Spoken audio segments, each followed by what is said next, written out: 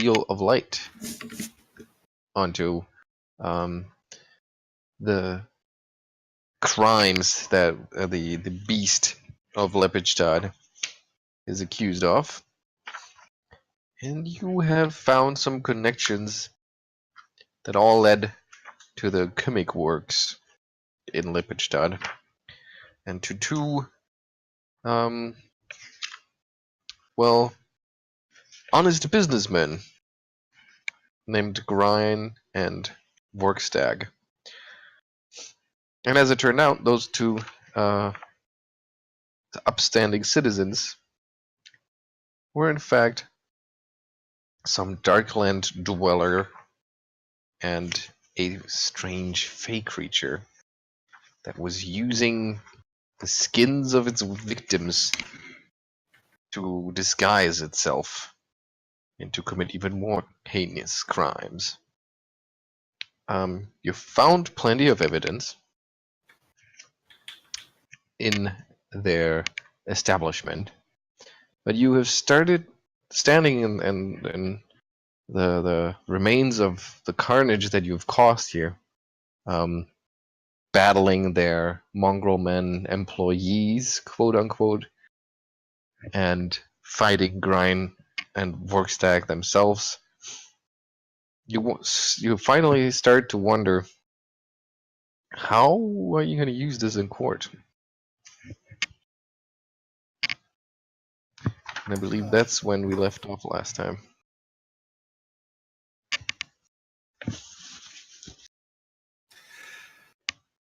I would suggest bringing the authorities in, but explaining our presence here might be difficult, and they've not shown a good track record of having justice as their priorities. So we need to get this evidence over to the court.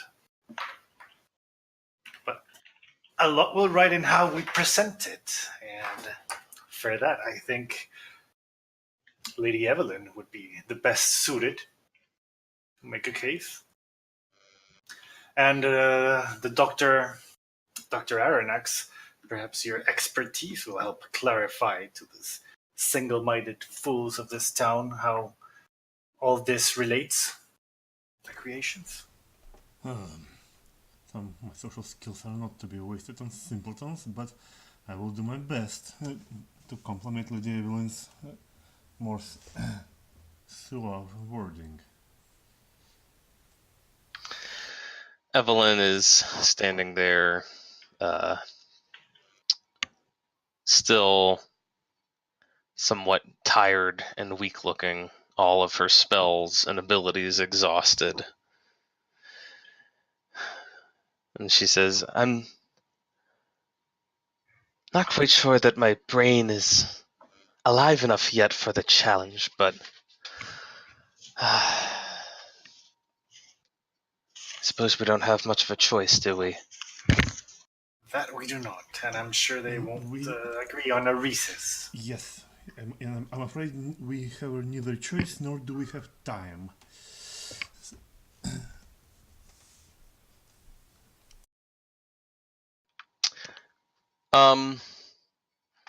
How many skins again did we find in the closet? Let me see. Nearly a score.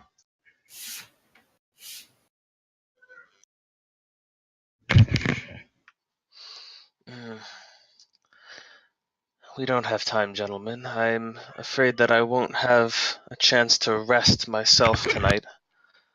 I suggest we collect this evidence ourselves, let none of it slip out of our sight. Report it to the trial, to the court in the morning. I hope I can find my words better by then, but in the meantime, I think I have a little trip to make. Looks like 3 days up.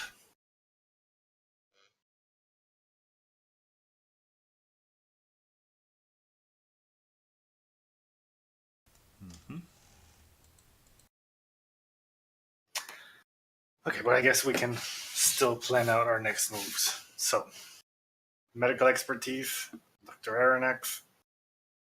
Perhaps Emaírel can explain a bit the supernatural nature of this. Well, indeed, I can. From my side, I can verify I suppose, the surgical expertise of these things, and let's not forget those dogs that we fought in the yard.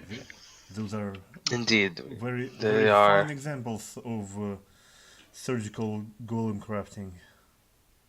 Ugh, Indeed, I include that amongst the evidence that we should collect the body of the construct, the bodies of the homunculus constructs as well. Indeed. The skins, the what else have we here that is relevant? We already have his tools. We have the bust that he was completing. I suggest we bring that as well. I assume we've collected the evidence of necromancy from Sanctuary, the heads on the chandelier.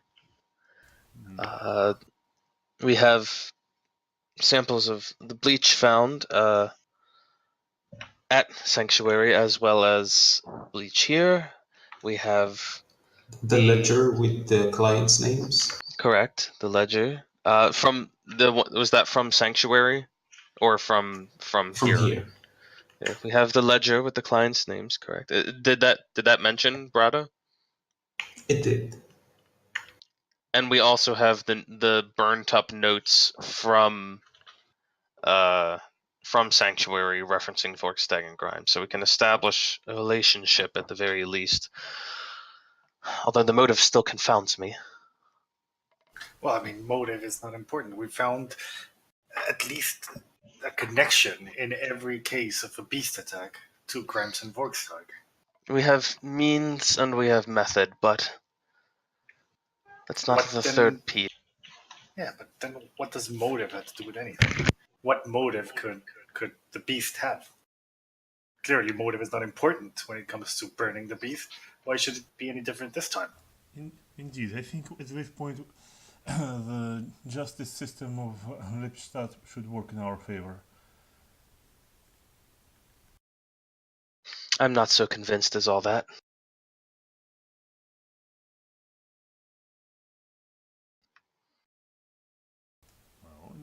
We are working against public opinion here. We are working against the desires of the justice system, not along with it. We are contesting it at every step, and therefore, while they need not have motive for the prosecution to make their case, we must work doubly hard. While they walk, we must run, gentlemen. But if I understand correctly, this is a case that's judged by 3 judges and not a jury.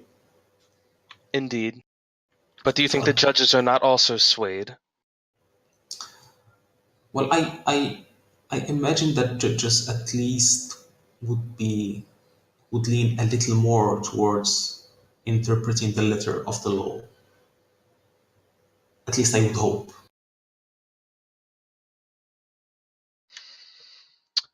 Well, we already know that one stands in our favor and one opposes us, likely regardless of the evidence that we present. These are people with their own prejudices, fears, concerns, and political motivations. Must never forget that. People believe what they wish to believe, and if we want to present them with something contrary, then we have to do a damn thorough job of it.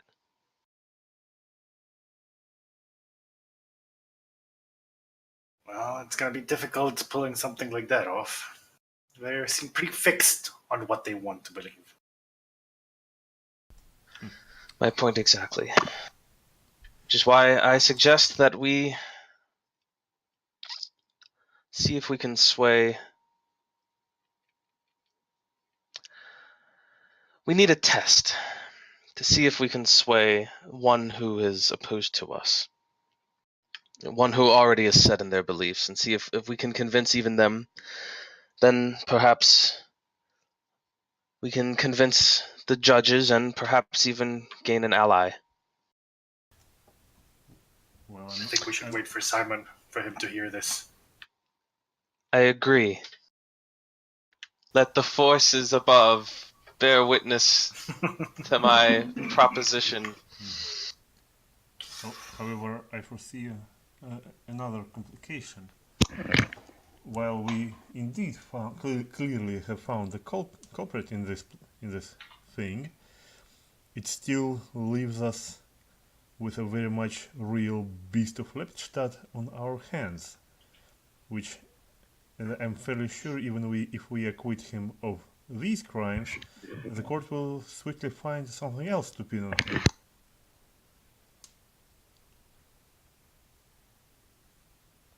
Should we do a quick recap for Simon?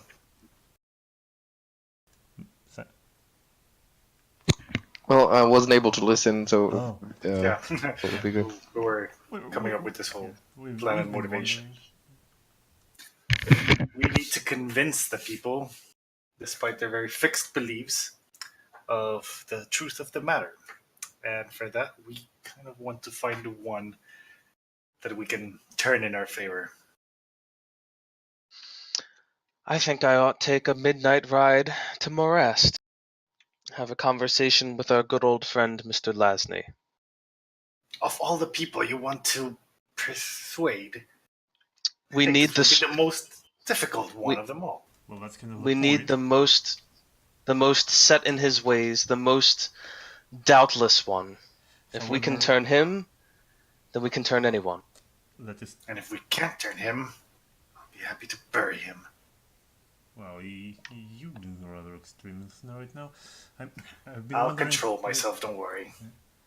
However, I'm not sure it would be so easy to persuade him, because Mr. Lasney doesn't seem to give much of a hell about the truth. So even if we present him with irrefutable evidence, it's likely he will just would want to watch the beast burn. For lols. I think differently. Perhaps all he wants is to watch something burn. The beast just happens to be the most practical thing. And if we can get Lady Evelyn to convince him, I happen to agree. Having him vouch for the beast will certainly make people reconsider. Well, I think I have 2 points of business tonight then. I know that the hour is late, but I would like to approach, what's his name, the assistant, Carl.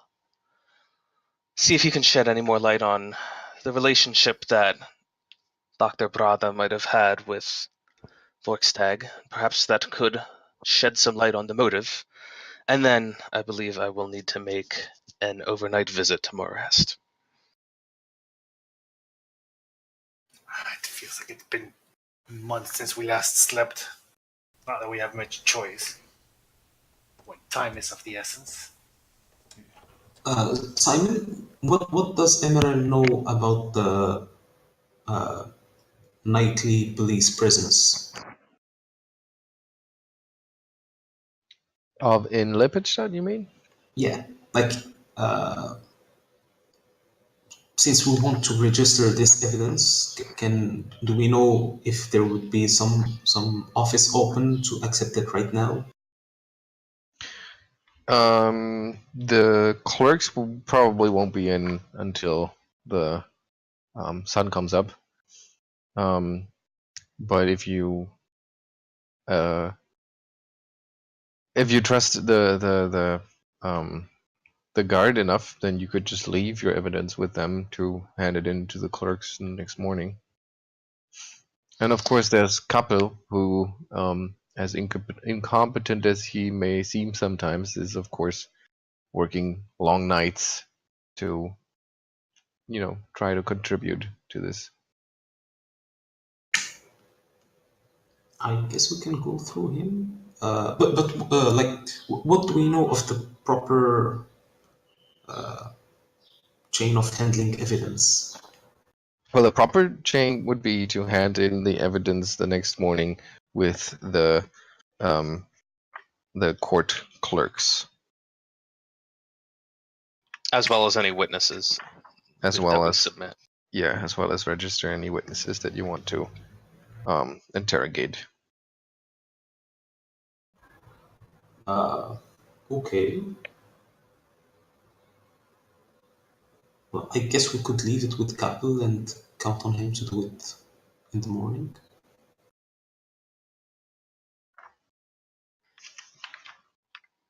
Whatever we do, we must leave all of this in the hands of those who we trust, and none others. I would not leave it to the nightly guard. I would not leave it to an incompetent lawyer either.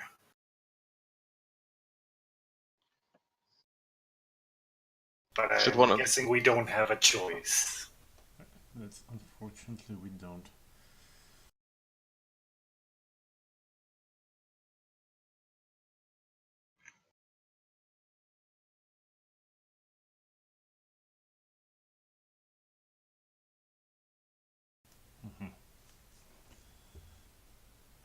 So what are you gonna do?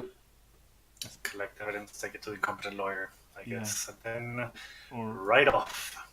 yeah, indeed. So what evidence are you taking? Corpse of the dog golems, the skin of the shambler, All the at the skins. very least. All the skins. All the skins. I'd like to take... Actually, I need the skins. I'll be taking the skins with me, thank you. Except for the shambler. Well, I'll bring the shambler too, why not? I'll bring them back. If you insist, Lady Evelyn. The ledgers, the burnt papers. Okay. Bleach from both Sanctuary and from the Chemic Works. Mm-hmm. The body of Mr. Vorkstag. Mm-hmm. Is there some sort of remains from grinds? No, they're actually just his belongings. His body has vanished in this burst of light. Okay. Not even like a little pile of whatever, of darkling dweller dust.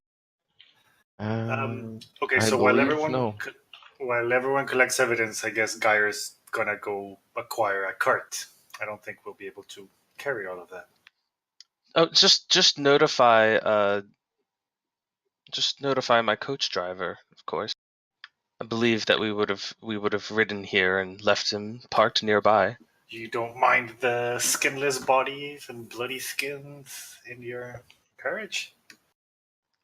They'll be coming with me regardless. Okay. I will notify your assistant, Jacopo. Jacopo.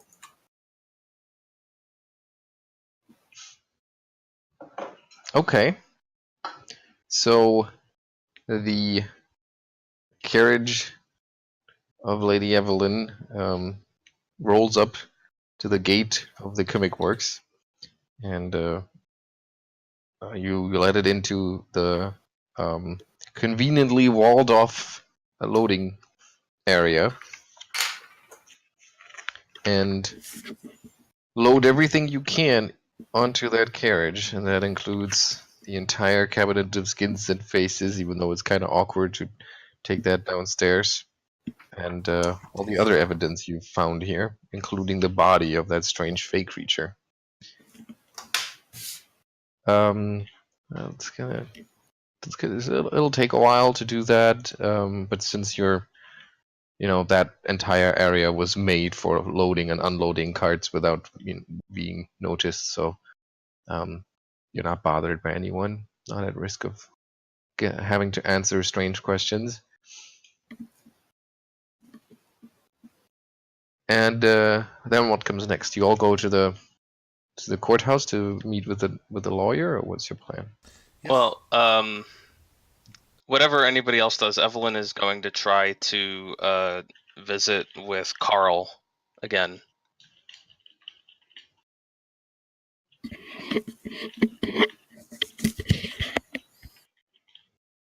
Okay.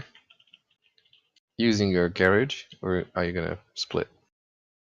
I'm assuming to save time that she, like, while they go there, she's gonna go to Carl but I mean anyone can join who wishes to, because I would assume Jacopo can drop off all the stuff to Okay. Capo if necessary.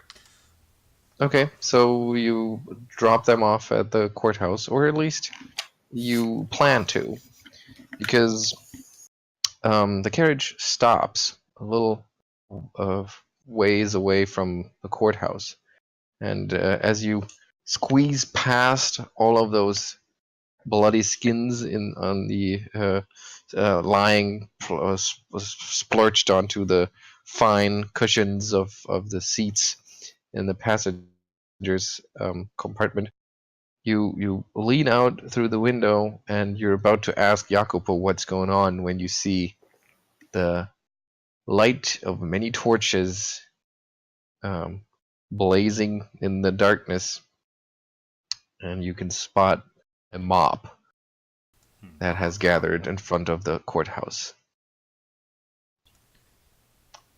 What do you think, lady? Do you want to do the rest by foot, or should I turn around?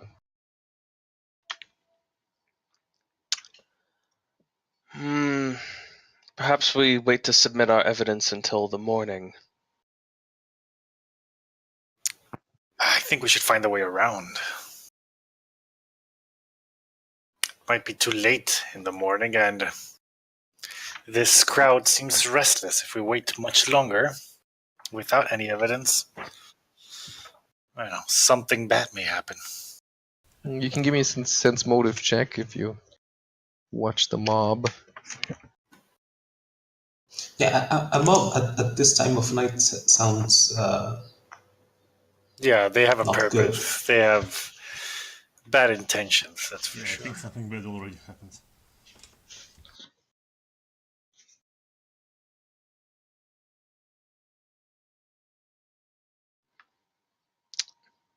Is anyone else reading the crowd? Geier just always assumes the worst, so his sense motive would only confirm what he already believes. Not even gonna try. Yeah, it's okay. Well, Well, I might. I mean, okay, yeah.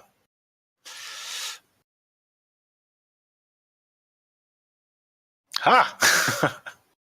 Better roll at most. They want to burn down the place. I suppose so. that is what it looks like. There are about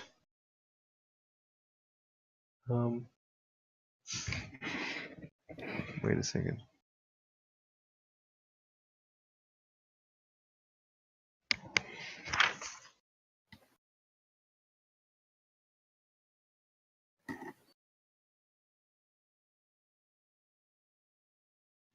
There are about 50 people, townsfolk, that have gathered outside the courthouse.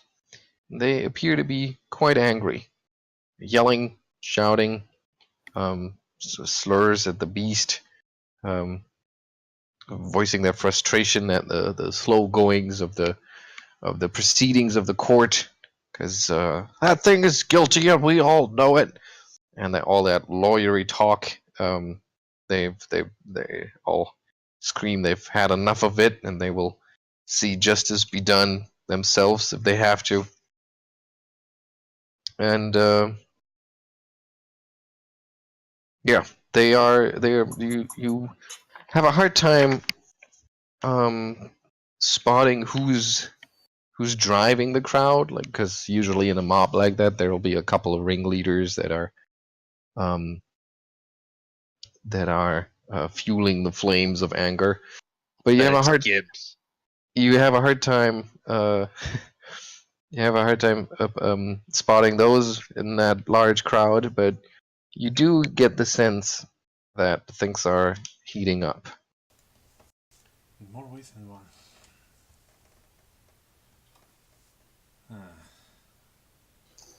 Does it look like anyone from the authorities is there?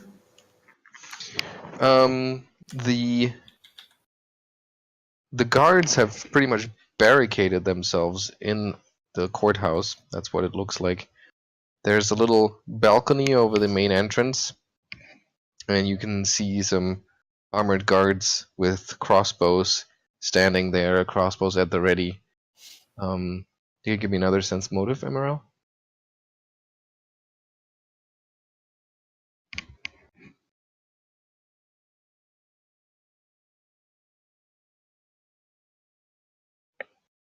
Okay. So that's pretty much all you can tell. You do notice that some people of the mob have actually already made their way to the entrance of the courthouse and are banging on the door, rattling. Apparently, the door is locked, and it just serves to fuel their frustration even more. Does it look like the defenses are good enough to hold?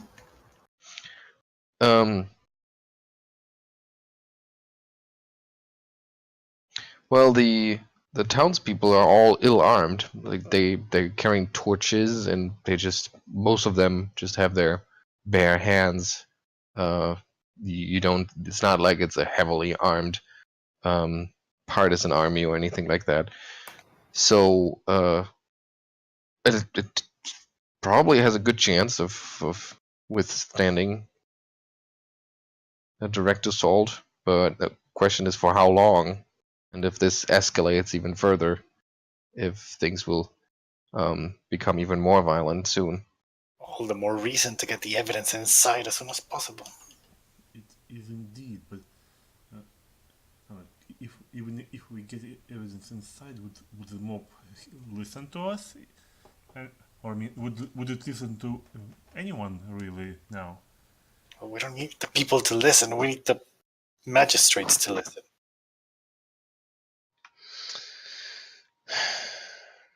Clearly, we need more than just the magistrates to exonerate the beast, or else this whole town is going to tear itself apart. That is, if any of you happen to care whether this town tears itself apart, I, for one, am rather sick of these people. I'm inclined to agree. I share that same opinion of my fellow townsfolk.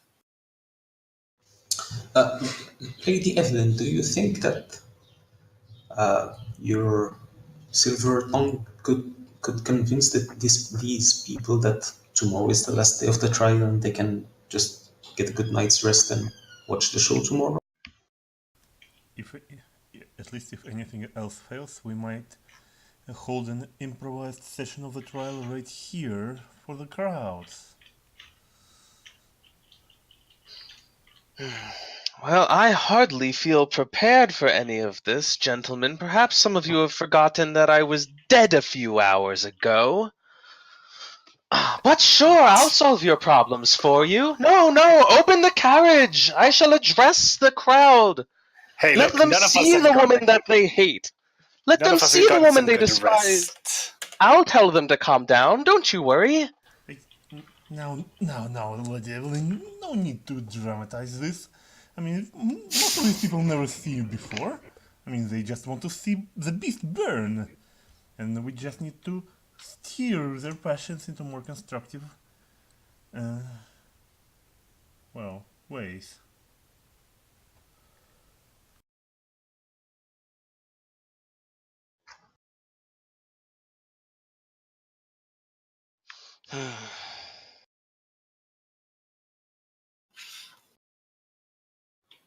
I'm not sure what I can say that will appease them.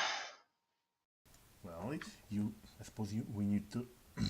Well, I mean, it's not for me to say, to be honest, but I suppose we should hype it up that we have found the proof of the real beast existing, and then we dramatically present it.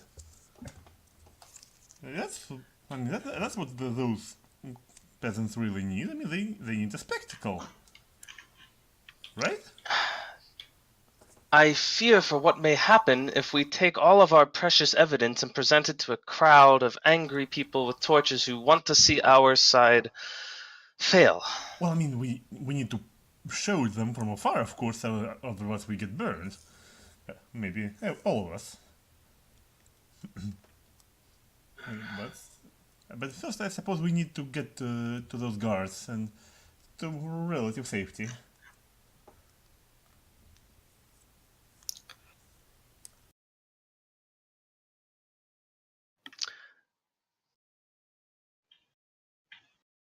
So what are you guys saying? We should try to push through the crowd and get inside?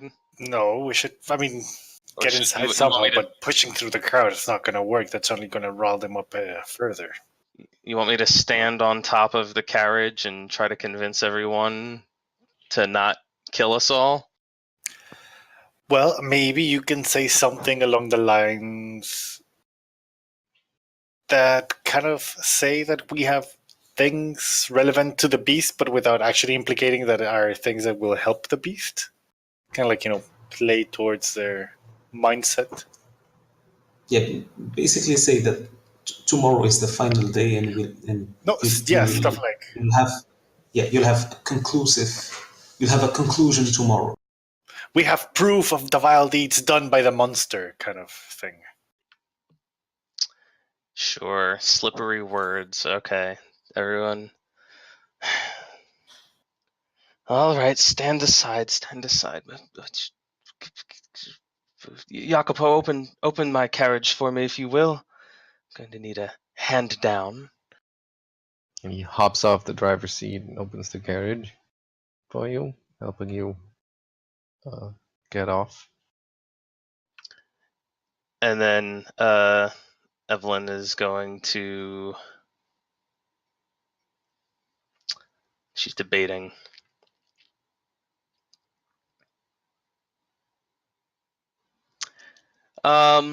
The best optics for the situation. She is going to... Is there any elevated location that's out there, like in the courtyard area, that's outside of the hall? Well, kind of ironically, there's the punishing man that's set up right in front of the courthouse, and the mob is kind of wedged between the courthouse and the punishing man itself. And since it's on a stage, basically on a wooden pedestal, you could climb up that and speak to them from the bottom of the punishing man. Or you can say something along the lines of before this trial is over, something in here will burn. That'll get them riled up.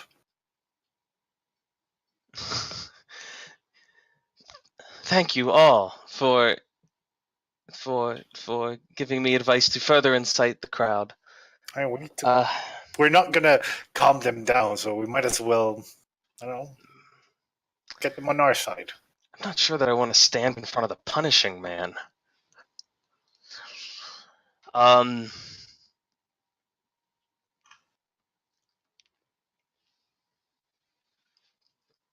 But I guess that's what Evelyn's gonna do.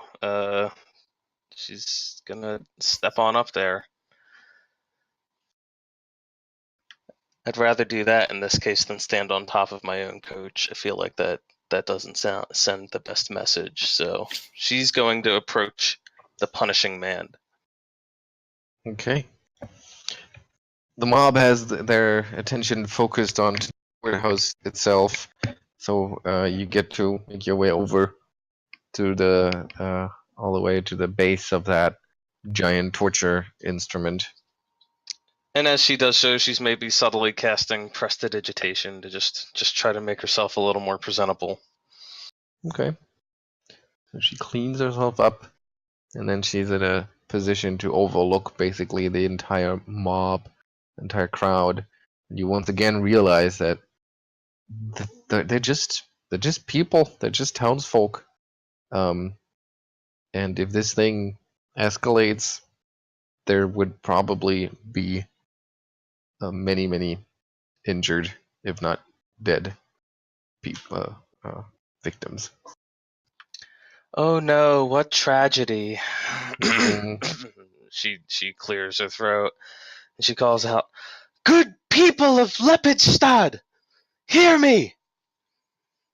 The crowd turns around to face you, not exactly as one, but more or less all of them. They point you out to everybody else, and they kind of kind of confused, sort of raising an eyebrow. You get the sense like they're like, "Who's that lady? I don't know, but she's got something to say. It seems like, is she with the courthouse? I don't know. Is she in charge of the punishing men? I don't know."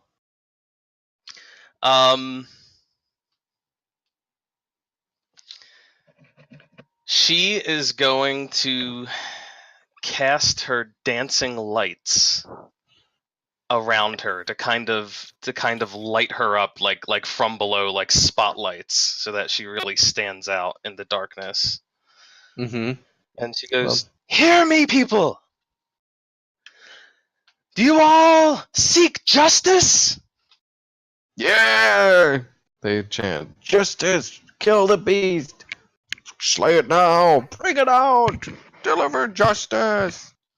I say again, do you seek justice or do you seek murder? The the kind of confusion spreads across the crowd, and then from somewhere within, somebody yells back, "The beast is a murderer! It's a monster! Can't murder a murderer!" The beast is, as you say, a monster. But that does not make it a murderer. What makes it a murderer is a trial that accuses it of such and sees it guilty of such. That trial is in process as we speak, has been going on for 2 days, continues for 1 more morning. That is all. If you seek true justice, let the beast be accused of such and tried and found guilty of such by your magistrates, by your courts, by the very system which you swear to uphold as good, upstanding citizens of this civilization you call Lepidstadt. Otherwise, what are you? What are you? Beasts who slay, who kill as you see fit, who do the very things that you claim the beast of Lepidstadt does in the night. Are you slayers in the night? Do you come to wreak havoc and burn and destroy just as the monster that you are accusing right now? Or are you men and women? Give me a diplomacy check.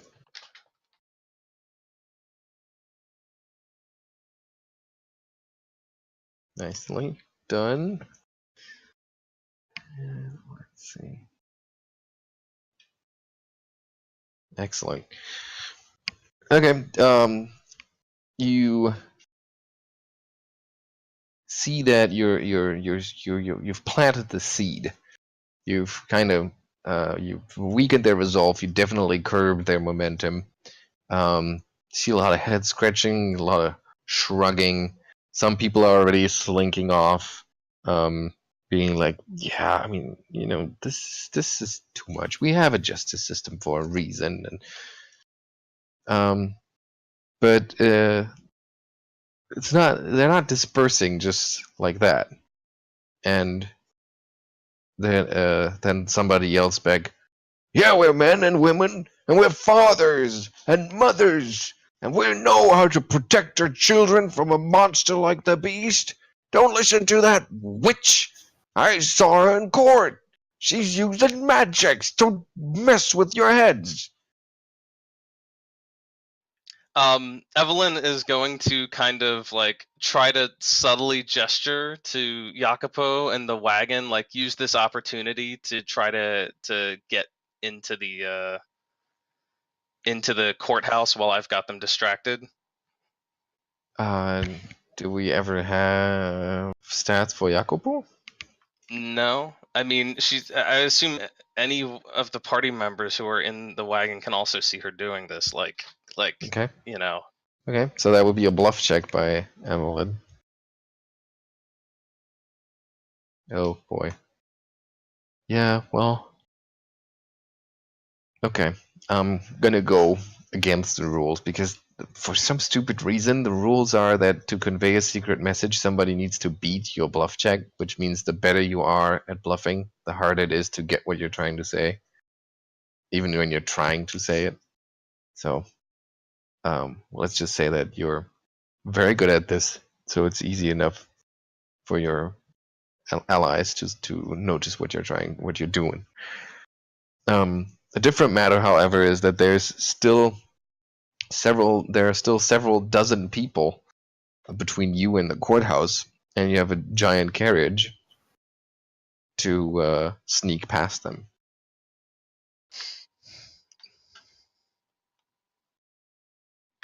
Well, I don't know. It's less that the carriage is trying to be sneaky and more that she's just saying, like, go now while they're all angry at me and while I'm shouting back at them and, like, they're all turned to me. So it's not like nobody's going to notice the carriage, but hopefully they'll be more interested in what's going on with Evelyn. Okay, yeah.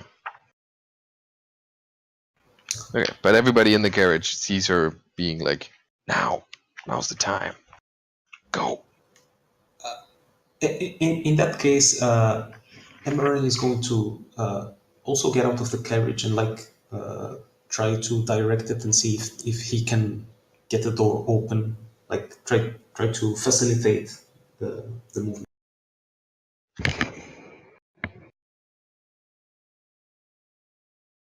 Okay.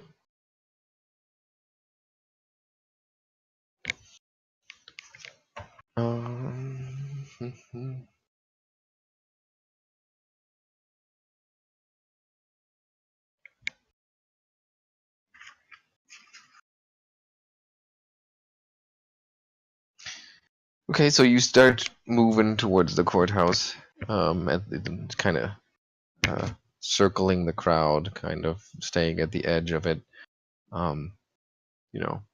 trying to be inconspicuous and totally uninteresting. Absolutely. How's Evelyn continuing her address? She's just been called a witch. Somebody from the crowd is trying to get people that's kind of attacking her credibility, and it looks like there's definitely support for that because she doesn't even look like she's from Leppenstadt. Indeed, and she tries to note specifically who this person is who's calling out. Give me a sense motive. Okay. You don't know if it was just one person or if it was several of them, but you spot for like 5 or so ringleaders that are kind of like the nuclei around which the mob has gathered. And because when you speak, people like think about it and they go, and then they look to those individuals and they kind of react to it, and they're really driving public opinion that way. They don't look very special. They may be just, the respected smith from down the street, or that wise old lady that everybody goes to if they're having trouble sleeping through the night, or just people they trust and look up to. Okay, there's no disheveled looking farmers amongst them. No. All right.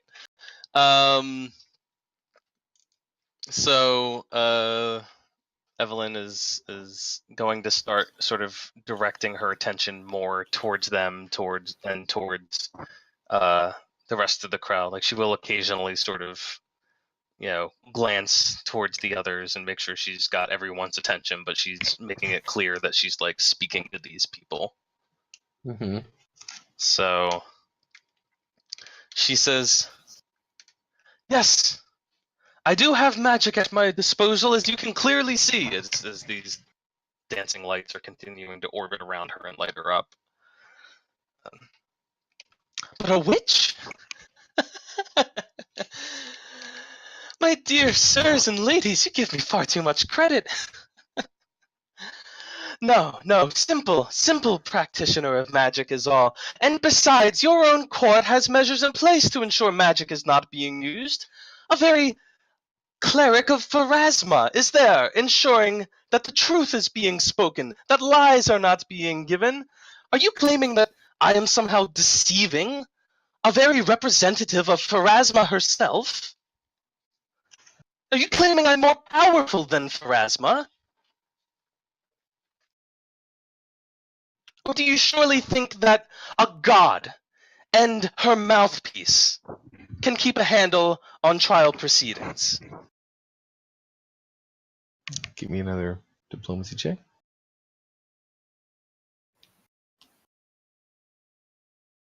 Solid.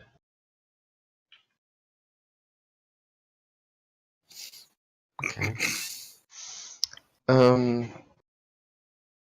Yeah, grumbling among the. Yeah, that's true. That's why we have them in place in the first. The sister of justice there in the first place. Made a good point. Blah blah blah blah. And then somebody else. What good is giving us letting the church do our judgment for us anyway? No, we should end this right here tonight. And then turns around to yell at the courthouse, bring out the beast and we'll judge it right here. Yeah, the beast, bring it out. We'll judge it. And who, dare I ask, are you to pass judgment on the beast? You try to address that individual. Yeah.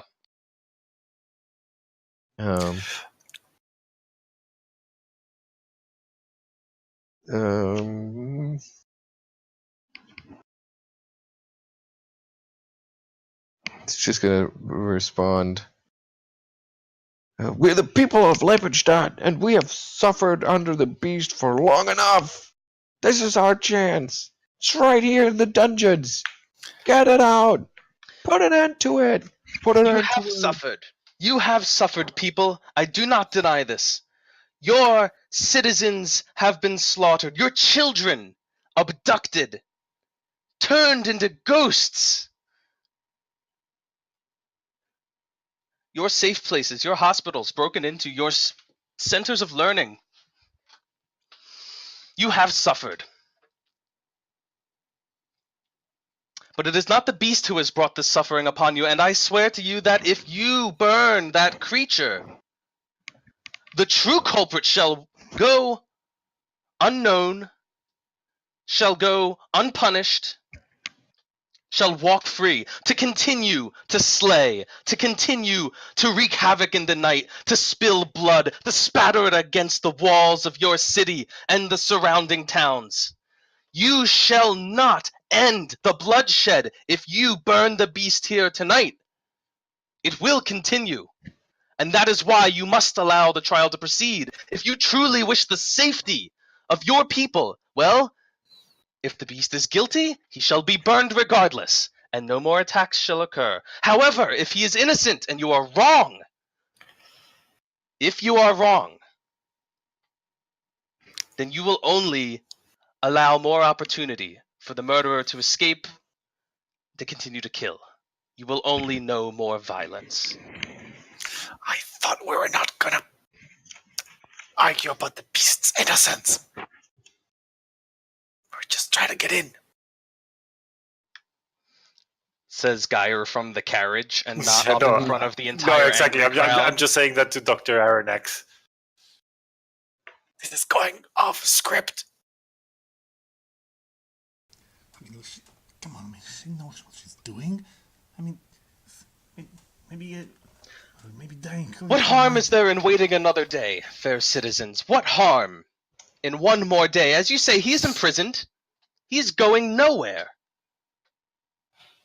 Give me another diplomacy check.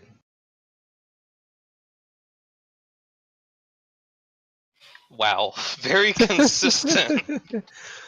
Yeah. Okay, very well. All right. More people wander off, and the remaining people are starting to get engaged into discussions, and they're all along the lines of, yeah, I mean, she's right about that. There's what's waiting for another day, and we trust our judges, don't we? And so what little momentum the ringleaders brought back into the mob by trying to rile them up, bring out the beast, you've broken it once again. And fortunately, it is precisely around that time that a couple of militia members arrive at the scene. In fact, there's about 40 of them, which are in a very disciplined manner, moving onto the square in front of the courthouse, moving into position, and just through their sheer presence intimidate more parts of the mob, being that all of a sudden decide that maybe they were just here by coincidence and they're not really part of this mob, and they're just in the same place at the same time. And with that backing, it takes just a couple of more rounds for the mob to disperse completely, while the militia, writes up some tickets for loitering and grabs some of the ringleaders and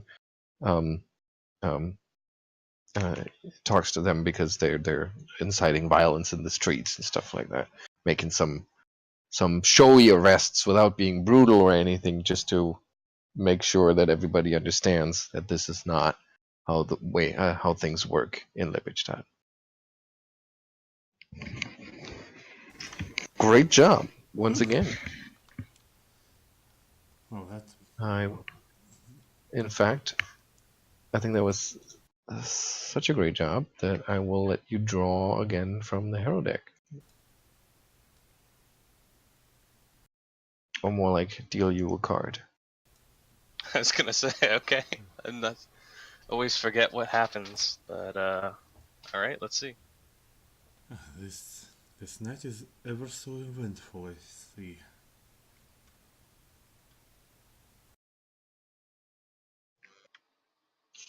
Okay. Interesting. While the stragglers are being rounded up and dispersed and run off the main plaza, there's a knock, ching ching ching, on the thin window pane of the carriage. One of the militiamen is interested in who rides by the courthouse that late at night. Since Emaírel is already outside, he'll address him. Mm-hmm. And so, well, we came here to submit more evidence for the trial. oh, I see. So this is your carriage. Well, it's not technically mine, but It's her carriage. Arronax nodded at Lady Evelyn. We're working for the legal department of Lippstadt. It's official business. Wait, so you all got out? No, never mind. I'm still in.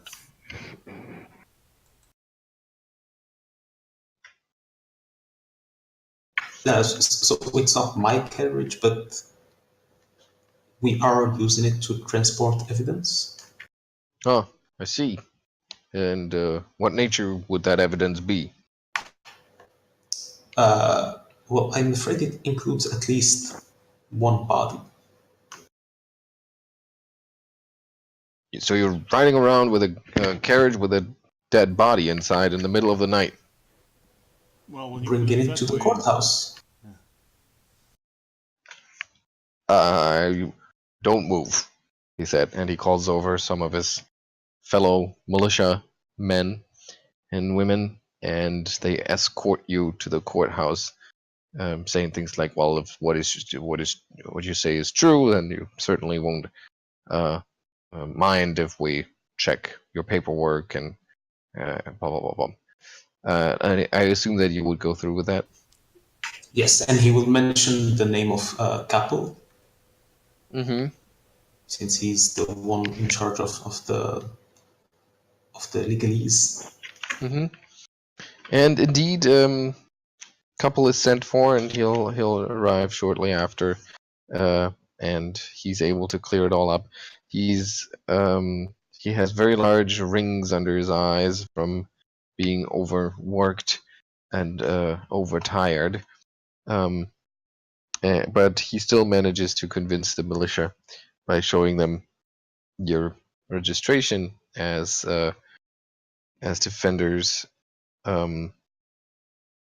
Or as helpers for the defense, assistants to the defense, and so you managed to get out of it. Actually, Emaírel at one point will jump up and yes, there are mongrel men loose in the city. Mongrel man. Yes, they and he's going to think for a second.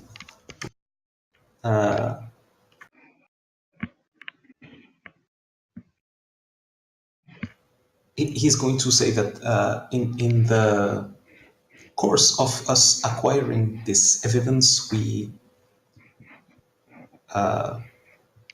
encountered a number of mongrel men. What is mongrel man? That sounds like something from a children's tale. Come on, you live in this city and you don't know what a mongrel man is? You know, those are horrible creatures, a mashup of men and beasts, of course. And he's going to give them the address of Rockstad and Grimes and mention that there are two mongrel men bodies left there, and that 5 or 6 others are loose in the city. Well, that is terrible news. If horrible creatures like that are amongst us, I'm glad you managed to slay some of them.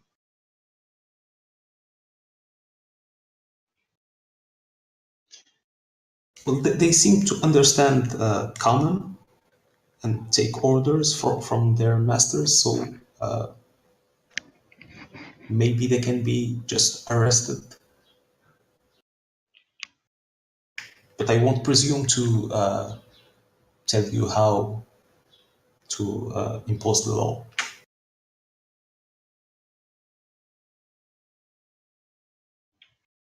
Well, that is for my commander to decide anyway, but thank you for warning us, citizen, and I will make sure that the chemic works are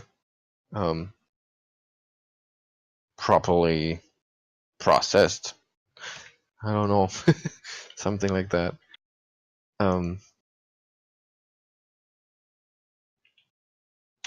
So he writes down the address that you give him.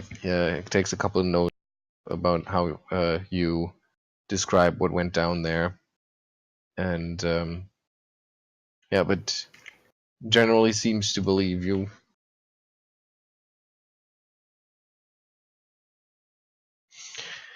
And shortly thereafter, you unload all of the evidence, great shock and terror of Coupler. I need the skins, remember. What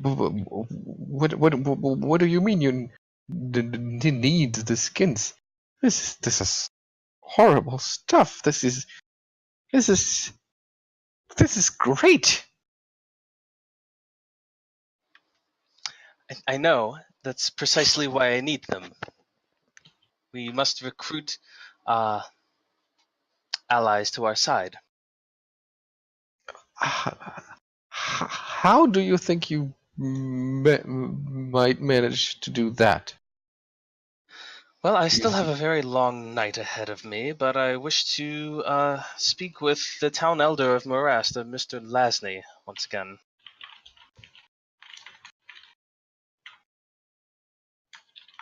That obnoxious fellow. Well, I'm sure you know what you're doing. So I will just make sure that all of these are properly registered. And make sure they're all registered. We don't want any bureaucratic error to ruin all the hard work we put into this. Oh, We especially need the big one. please, I'm very good with paperwork, I dare say. Paperwork is less the concern, with all respect. And more that anyone who wishes to see the beast burned tomorrow might interfere with our evidence. You understand, this must not leave your sight, or the sight of those that you absolutely trust. I understand. Meanwhile, Geier will go towards Emaírel and say, Emaírel, how much gold do we still have? Well, I have like 20 pieces on me. Might be a good idea to bribe some of the guards to perhaps pay a bit extra attention in their duties tonight. Ooh, that sounds. That sounds like tampering to me. No, just incentivize them to not let other people tamper. Just, a reward for their... Fine, you know these proceedings best. I just thought maybe a bit of motivation for the guards to do their job properly would be good. I imagine that maybe bringing them a warm meal might help get them on our side, but... Actually sounds more reasonable, yeah. But that takes more time instead of just handing over a coin.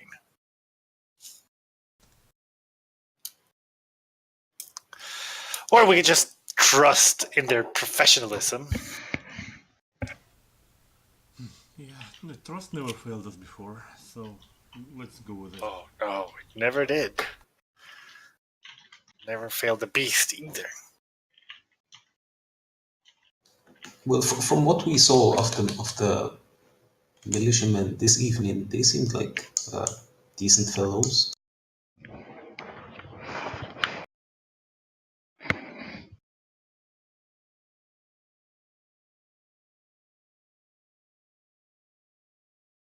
Hey, 1 second. The little guy is making a bit of a noise.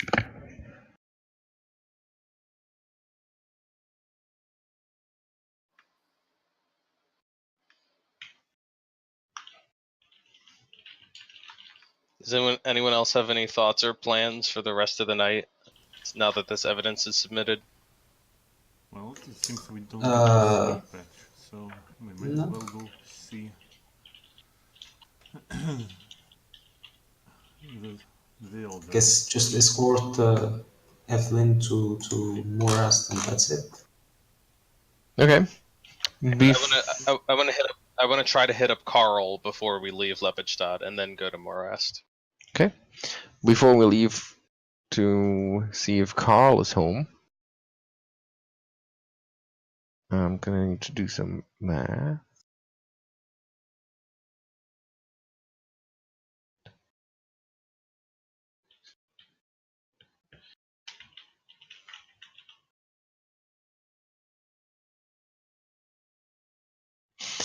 And indeed, we all get to level up. Yay! Nice! Does Does that mean I instantly get all of my abilities back? Not really. This is not this is not Diablo after all. But I'm back. Sorry. But whatever new stuff you get, you might be able to have access to. If you get new spell slots and stuff, then we might, but we'll have to see. So yeah, well, since you missed that, then you don't get to level up, sorry. Exactly, yeah. If you're not there for the announcement, then you just have to skip that level. Sorry, Alejandro. What? It's because Lisa went out. The one moment Lisa went out for the dog, and I am on baby duty. No, don't worry. I just did the math of adding the XP from dispersing the mob, and as it turns out, that's enough to push you over to next level. Yeah. Level 6. Level 6. So at level 6 I get swift poisoning, but I don't get poison use to begin with. Huh. Oh well.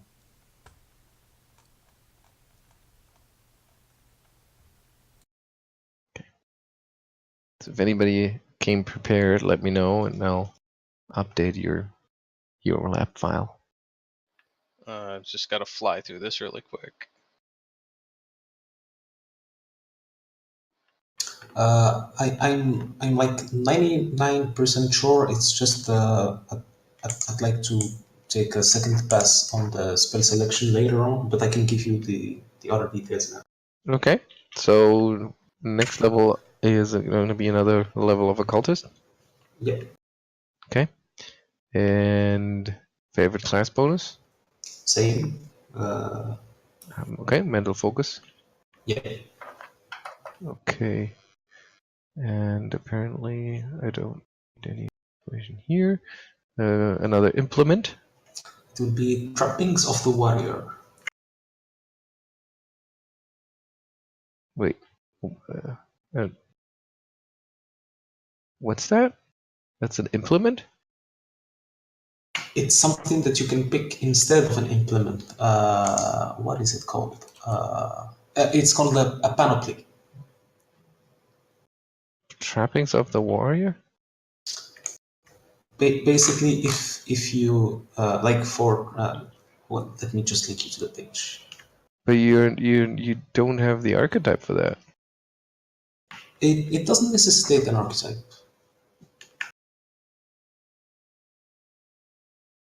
Oh, okay. So the archetype is just better at it, basically.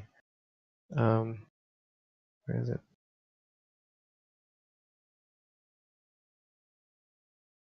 Oof, psychic anthology. Okay.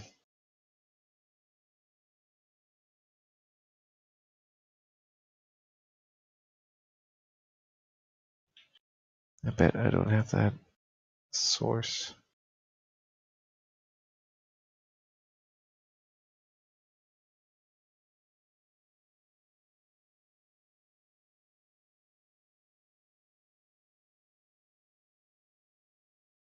Yeah, I don't have that source. Okay, I'll have to figure out how to put that in.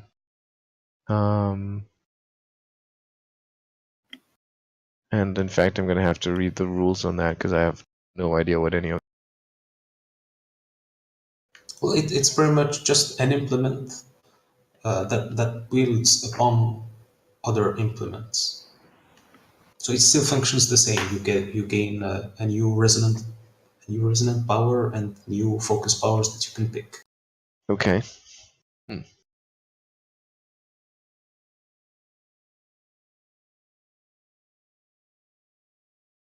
But then, what makes it a panoply? What is different than? A panoply necessitates that you already know implements. So in this case, it necessitates that I already know abjuration and transmutation, and it only works when I have fueled both those.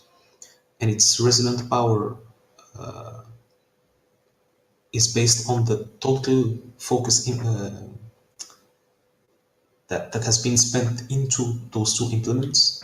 Mm-hmm. And it actually requires a specific object for each one of those implements. So it will necessitate a weapon and an armor, and not other types of possible objects for those implements. Well, actually, it needs a weapon and a shield, which you don't Weapon and have. shield, yeah. And you don't have a shield implement. Well, it's an object that I can choose any day. So tomorrow, when refreshing, I can just attune to a shield instead of attuning to the armor. Okay. I see. Actually, I think I'm already attuned to a shield. It says breastplate on my. Well, maybe you changed it. Yeah. Yeah, it's not a choice that is permanent? It's a daily choice. Yeah. Okay, okay. So your heavy wooden shield is what you're attuned to? Yeah.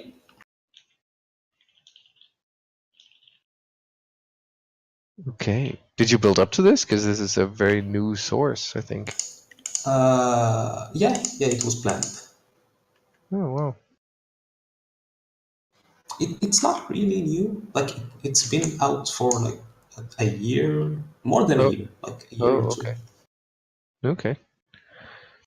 All right, yeah, that's a fairly involved thing. I'm not sure how I can emulate that in Hero Lab. So for now, I'm just not going to be able to put it in. Mhm. And I'm just going to have to leave that open. Oh, well, that means that I can't give you the spells either. Because they're all from that source. No, it's not about the source. It's when you take. If I had taken a regular implement, the new spells that I would pick would have to be from that implement school. Mm-hmm. When you take a panoply, you can pick a new spell from any of the schools. Yeah, I think that the implement. that should be fine because I can break rules like that when it gets Okay. about it'll just give me a note that it's wrong, but I can still do it. Only if it like gives you new abilities that would make it difficult. But we could Okay try then. focus power. Do you get a new focus power? No, it's only on odd levels. Okay, But it you comes said with it comes with a base. It comes with a resonant power and a base focus power. okay, but that would be automatically added once I figure Yeah. panoply in. Okay, so spells. Did you already select some spells? Yeah. I'll just give them one last pass tomorrow and let you know. But for the cantrip message, Mm-hmm. first level feather fall, Yep. and second level perceive cues. That appears to be from a source I haven't added yet. Oh, perceive, not receive. Still. Advanced Player's Guide.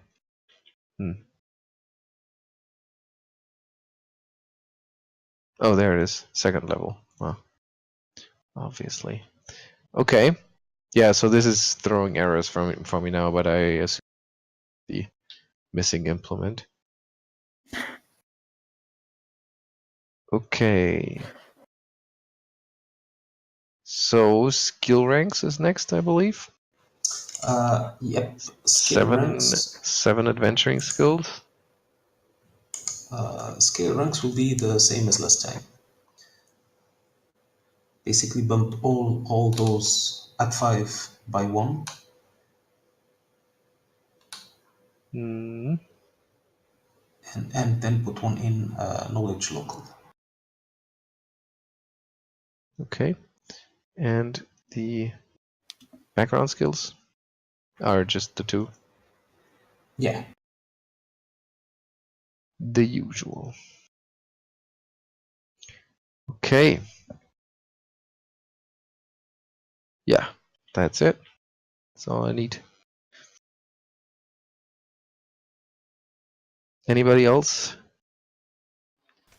done with theirs? I can fill in everything, I think, except for my spell choice, because I haven't really thought on that. Okay. So we continue with the same class. Yep. And skill point once again for your favorite Yes, class. so yes. Okay. And mesmerist trick. Mesmeric mirror. There it is. Mm-hmm.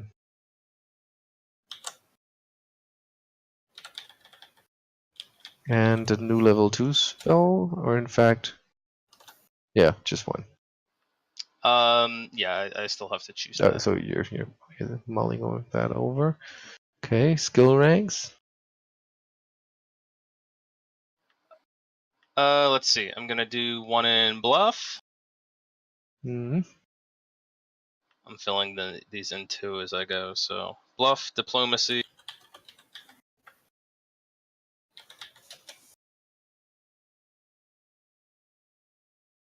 Yep.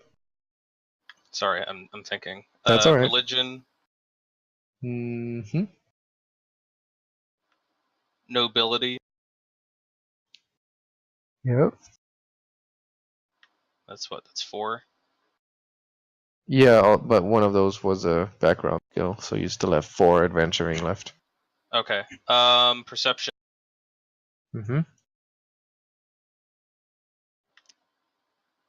Use magic device. Hmm. Sense motive. Yep. How many does that leave me with? Normal One adventuring, one background. and one background. Yep. Linguistics is a background, right? Right. Okay. I'll put the last background one in linguistics. Okay. And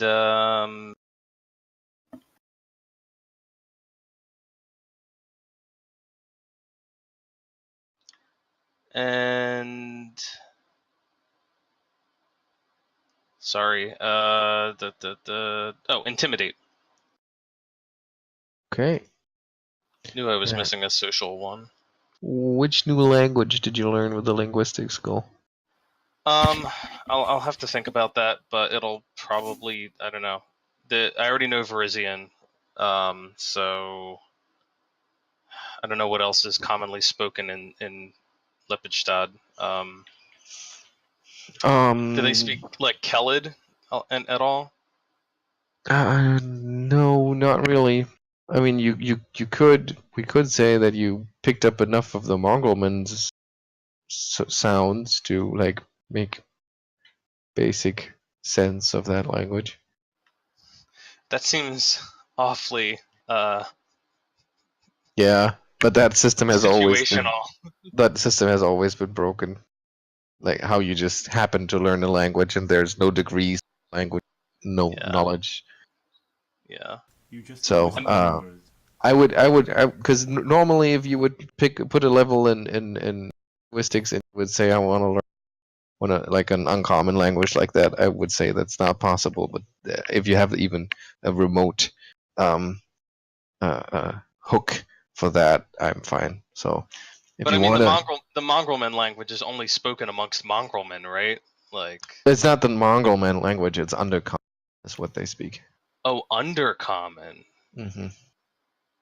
Huh.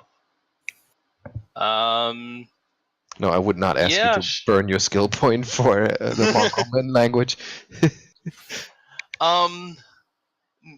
Maybe Undercommon then. Yeah, I mean, I don't know. I don't know if I should be picking up more like of the surface race language. I don't know. I'll think about it. Is there?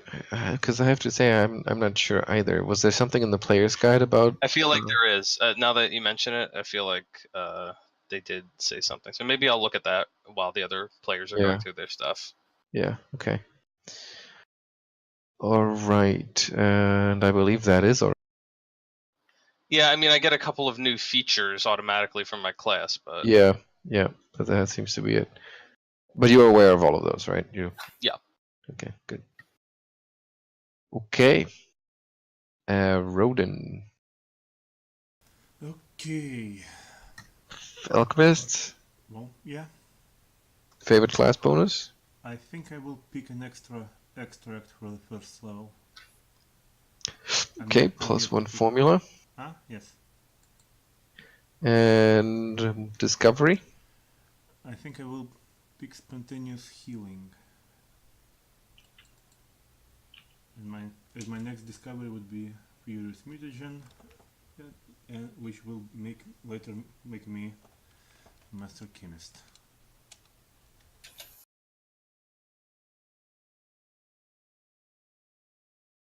And what is going to be your free extract for this level?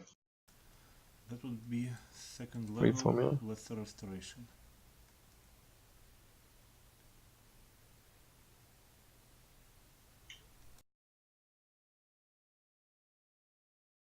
And the other free extract? I'm yet to pick it. Okay. I will inform you. Okay. So let's look at the skills.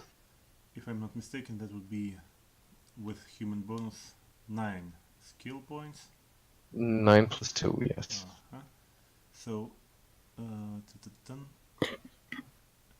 would be craft alchemy, disable device, Mm-hmm.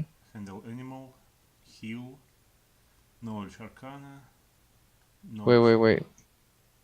You're jumping between Sorry. categories. That's why. Heal, knowledge arcana. Mm-hmm. Knowledge nature, Mm-hmm. perception, Mm-hmm. sleight of hand, Yep. spellcraft. That's 9 and 2 more background skills. Craft alchemy, handle animals, sleight of hand, back. Well, I mean, So I can... you have 2 adventuring skill ranks left. Okay. So I can put them. I don't know where. Let's put one of them into diplomacy, because we've been spending time with Lady Evelyn. It's rubbing off. Yeah, it's completely rubbing off. It's one to diplomacy and another one. Let's make survival. Survivor. Okay. So that leaves just the other formula. Wait, your PC hero level, right? Mm-hmm. Does it tell you how much hit points I get from? Yes. You should end up at 37 total.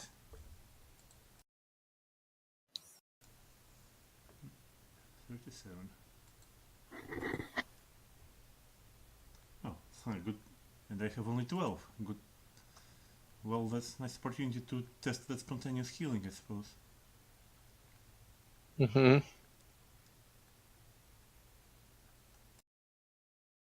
Okay, Geier? I'm still trying to figure out the spells, but we can go through the skills if you want. Okay, so first of all, sorcerer, I would assume? Yep. And with plus spells known, first level. Okay, nice. And we have a 3rd level spell at this level too. Yeah. That's Cool. that's what's making me indecisive. Of course. Let's start with the easier choice, the level 0. Well, I'm not sure about the spells, but okay, I was thinking about the skills. But yeah, 0 level spells. Which one did I like? Can I get back to you on that one and we do the skills first? Sure. All right. So it would be 1 on Intimidate, Yep. Knowledge Arcana, Yep. then Knowledge. No, wait. 1 on Spellcraft, Okay. and 1 on Knowledge Religion. Yeah. Okay. And that's 1 left. There's 1 left, that's true. Then I would put 1 in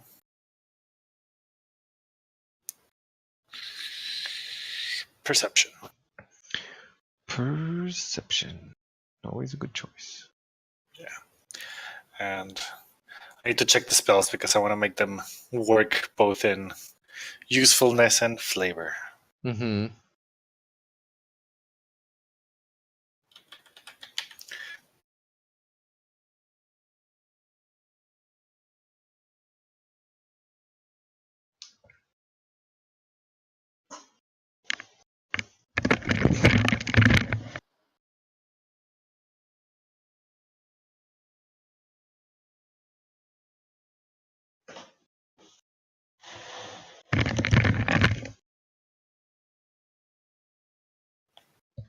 think if there's not that many of necromancy and 0 and 1 that would really work.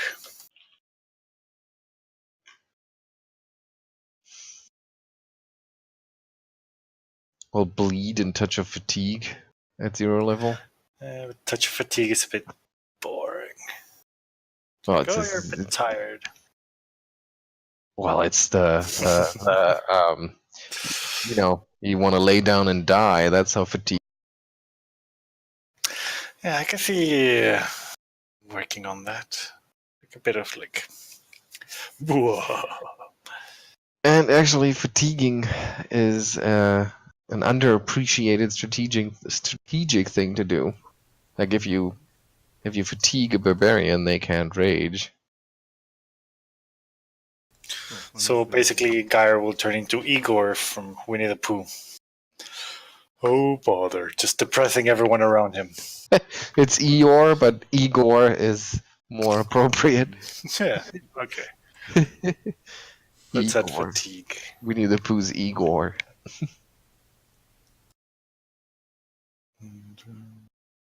Touch of fatigue.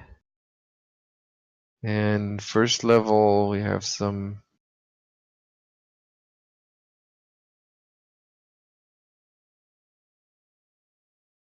Oh. Interrogation, have you seen that? Interrogation. But I already have something similar. Did I not? I wouldn't know. No, I don't. No. Interrogation. Oh yeah. Why did it not think of that? The interrogation definitely works. And level 3, here comes the good stuff. I want to point out to you, though, that that is a spell that has the evil descriptor. Oh. And so is the grasping corpse spell that you already have, as I just realized. Oh man, I knew that's not a no per se, but it's just something to keep in mind. Because if you habitually cast those spells, I might at some point. That Harrowstone is bad for your health. Geier is selective with his touch of evil. He only does it for good causes, like Sabrina. Okay. See, I've always imagined Geier kind of like Sabrina. Yeah, small and spritzy. Mm-hmm. Okay, so that just leaves. Let me think on the third level because it's an important decision. It is.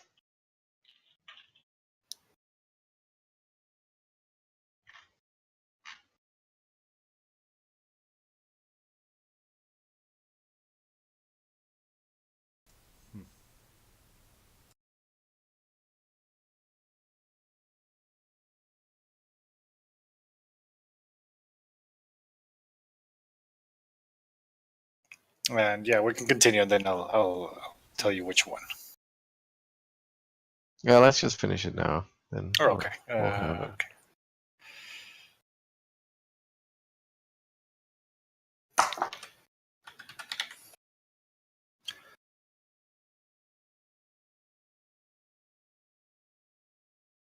Because, like, I was thinking of Animate Dead lesser. That kind of goes with what Geier can already do. Mm-hmm.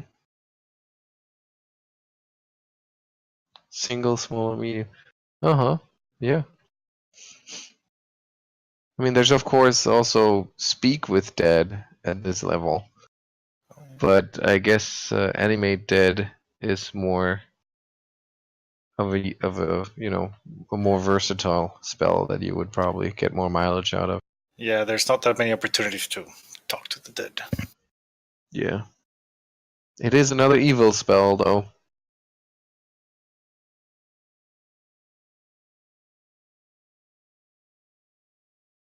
I mean, I could also do Terror. That's not evil, is it?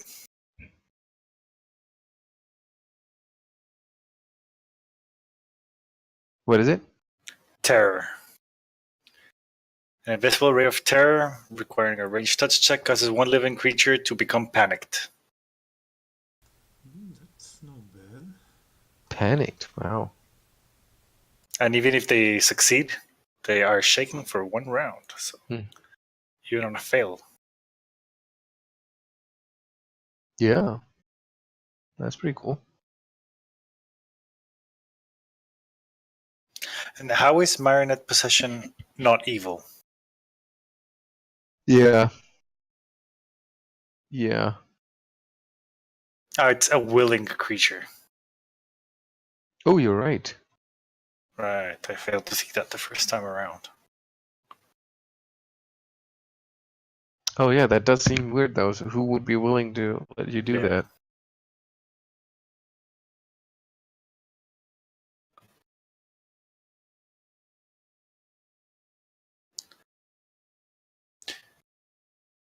Sands of Time is kind of cool. But, yeah, it's fairly circumstantial. And touch. I think terror then, because I don't want to lean too much into the evil side. Okay. Bit of a risk of going full baddie.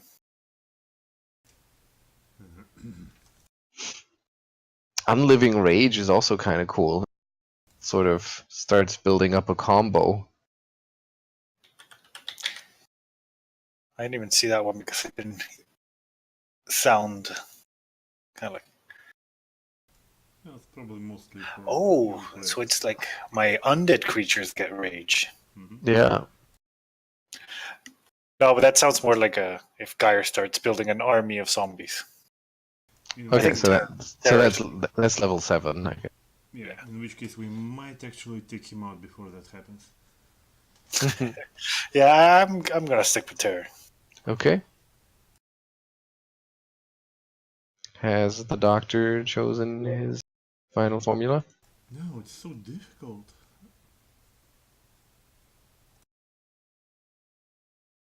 And I already have like almost all of them. I think it would be...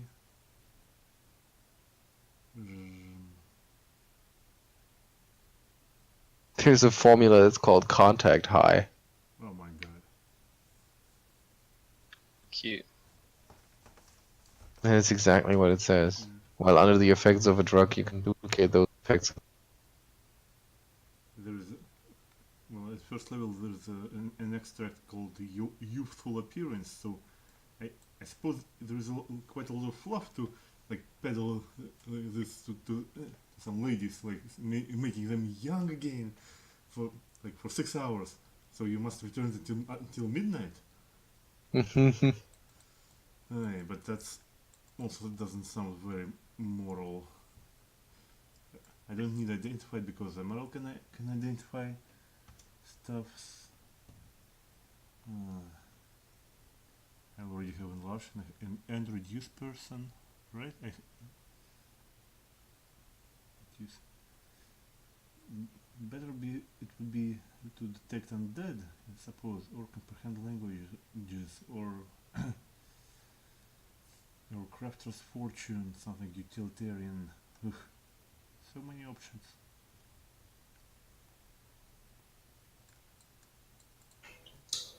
Someone just rang at my door. I gotta be right back. Okay.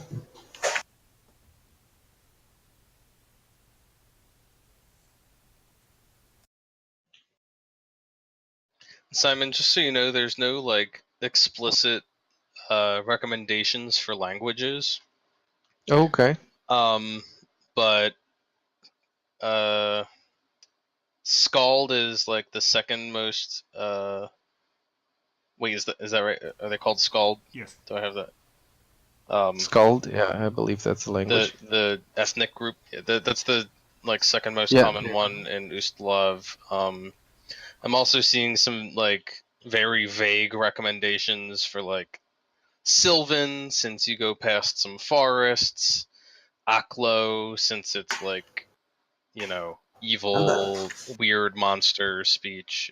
So I don't know. I'm still trying to figure out what I want to go with, but Speaking of which, I think I will take comprehend languages.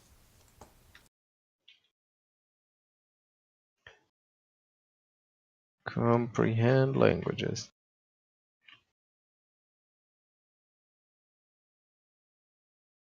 I know there are like ancient Kelid ruins and stuff around. I'm kind of tempted to take. Well, what would the language of I don't Kelid. know, The language of the Kelid is Skald. Oh, they do speak Skald. Mm-hmm. Even like their ancient language. It's not like Thessalonian or something. No, I don't believe that's. I think they've always spoken Kelid. Always spoken. Oh, actually, the language is Halit.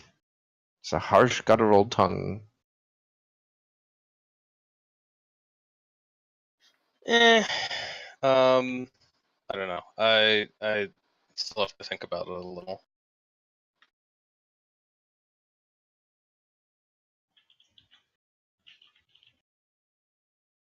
Skaltis appears to be more common in Ustalev. Yeah. Yeah. Arronax speaks Skald, among other things. Skald is very expressive when you need to swear something. If he speaks Skald, maybe Evelyn will pick up something else. I could kind of see.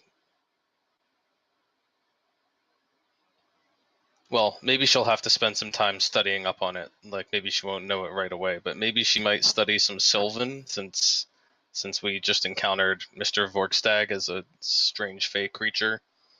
Mm-hmm.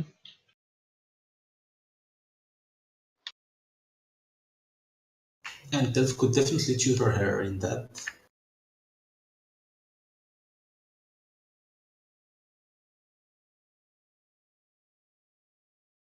Okay, so I'll record Sylvan for her. Yeah, I guess so. Yeah, if Scald's already covered, then that was the other main one I was concerned about. So I don't know. I'll probably pick up the other languages as we go. But Okay. And did I already get that spell? No. You were still looking into that, no, right? I'm still looking. Okay.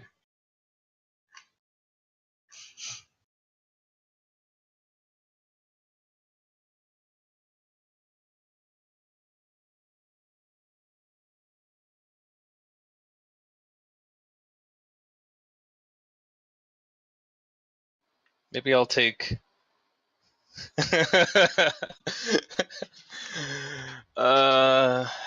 Maybe I'll just take like levitate.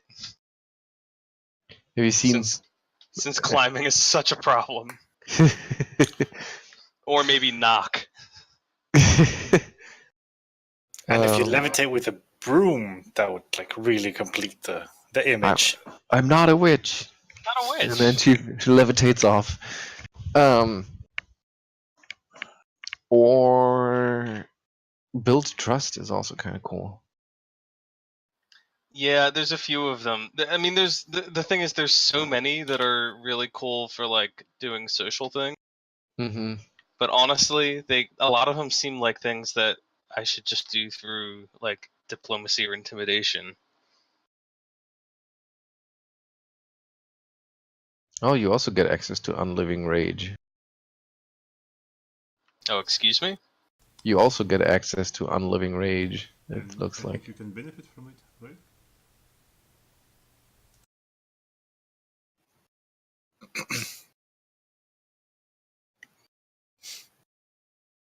Is that a second level spell? Yeah.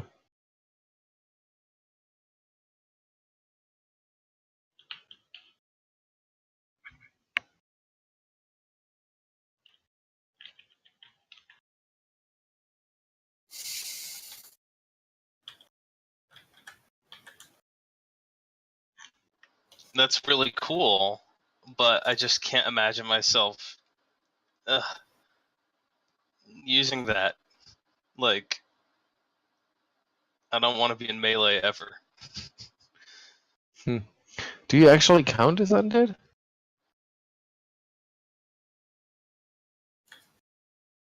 Geier listens intently.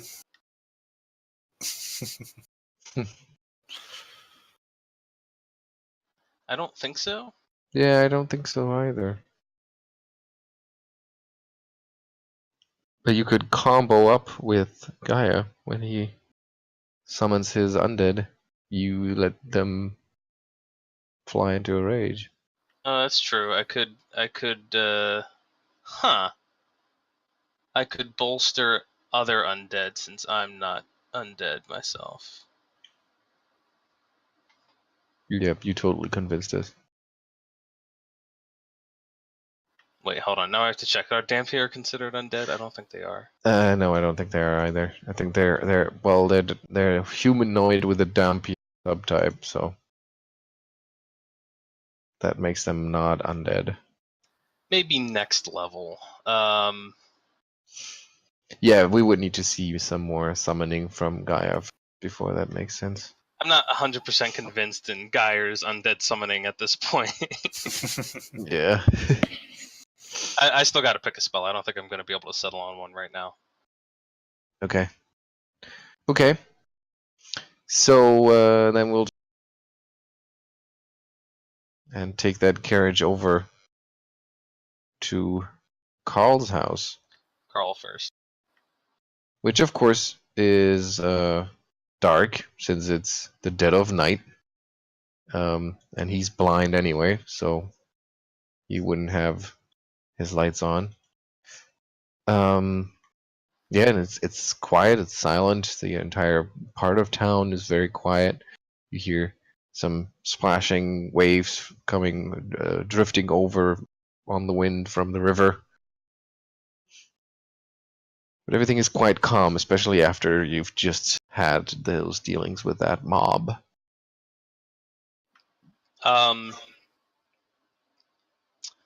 Evelyn will knock on the door of the house. We're all there with him, right? I assume so. Yeah. Yeah, so at first, of course, nobody responds immediately, so it takes another knock and even a third knock until finally you hear someone from inside, obviously Carl, who goes, hello? I believe it's quite late at night, he yells through the door. Indeed it is, Mr. Carl, and I do apologize for calling on you at such an unseemly hour, but I was wondering if I might beg your audience for just a few moments. Oh, it's that lady again. How nice of you to visit. I'm afraid I'm in my nightgown, and I don't think I should. Give me a moment. And takes a little while until he opens the door, and he's wearing a robe over his nightgown, and he invites you in, and he says, I think there's an oil lantern around here somewhere. I'm afraid I don't get much use out of it, so if you would just take a look around, if you can find it, turn it on, please, take a seat here, please. Are those your friends? Indeed they are. They've all joined me for this. It is a very important matter, and as Evelyn's saying this, she walks directly over to the oil lantern and just lights it. I see. So, how can I help you today? Well, Or you see, tonight, I should say.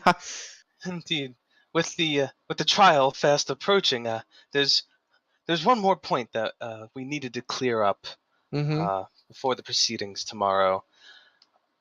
Dr. Brada and yourself, you of course conducted your affairs at Sanctuary, attending to the infirm and such.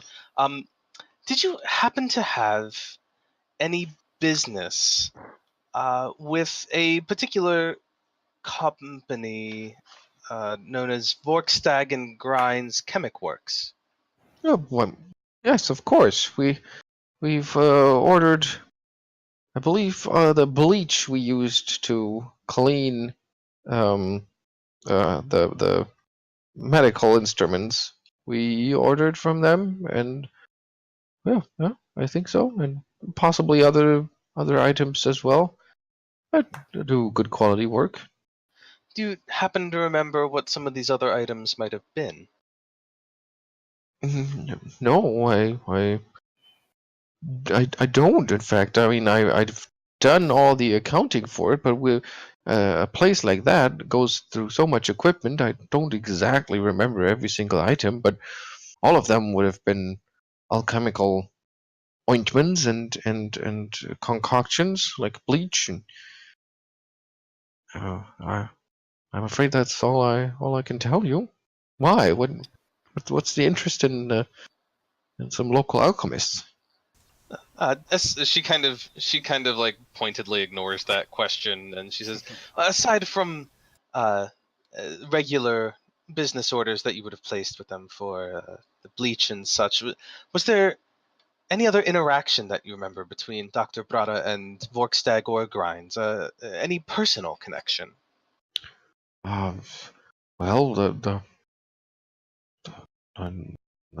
come to think of it, the doctor did like to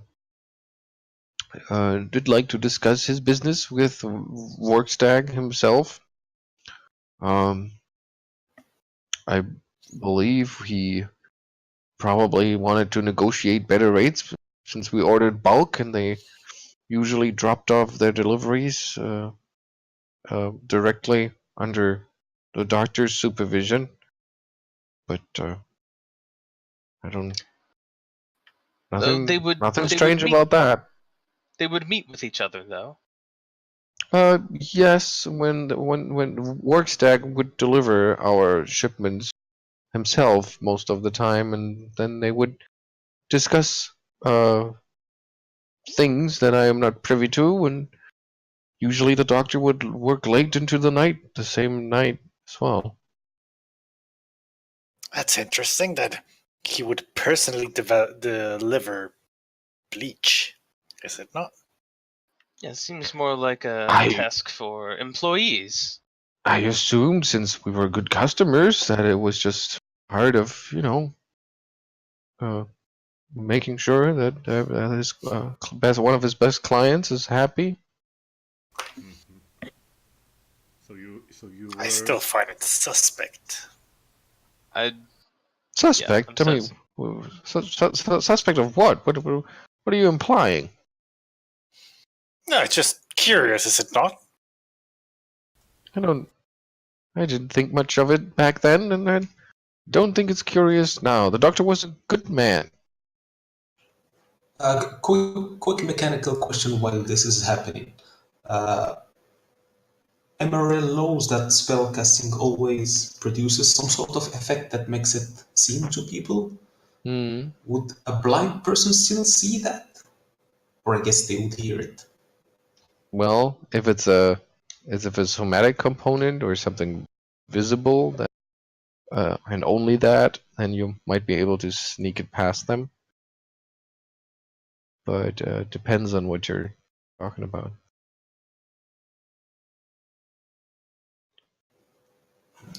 Anyway, but Lady Evelyn, you get the sense that he's really thinking highly of the doctor, and he's not having any questioning his moral integrity. And he's telling you the truth, at least what he believes to be the truth. You have no sense of him trying to deceive you in any way. Well, there goes my chance to use my new interrogation spell.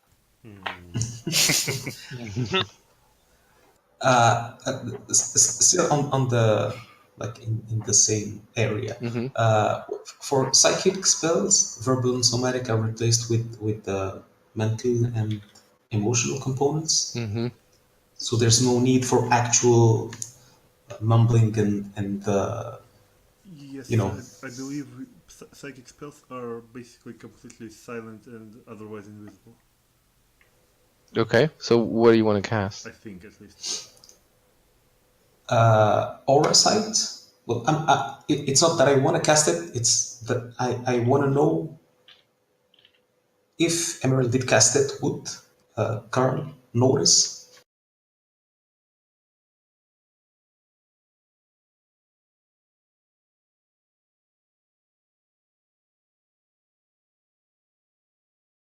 So it's replacing verbal and somatic with mental and emotional.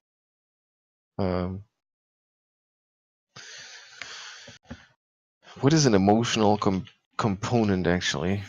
Well, I think it's just that you have to focus on your inner state of mind. yeah, basically you need I got to, try. to feel. Yeah. You not think, but feel to cast a spell.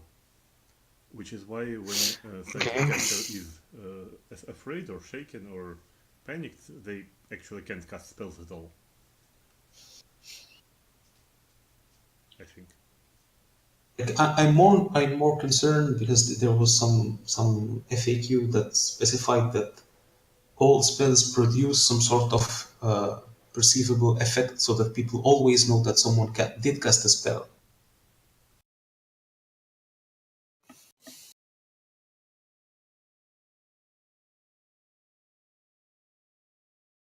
Hmm.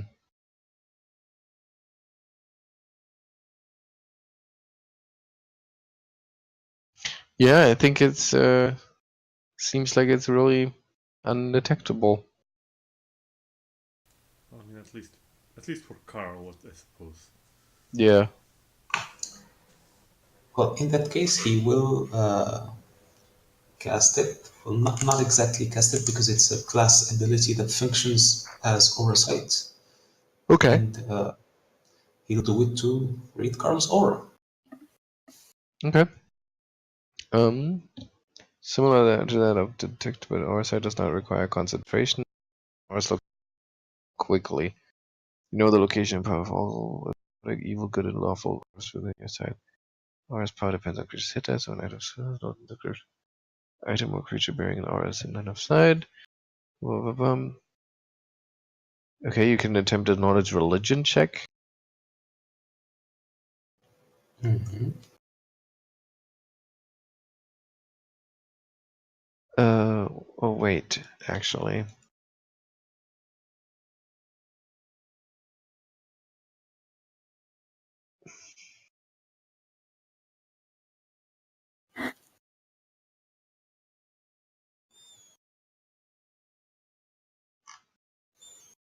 I believe that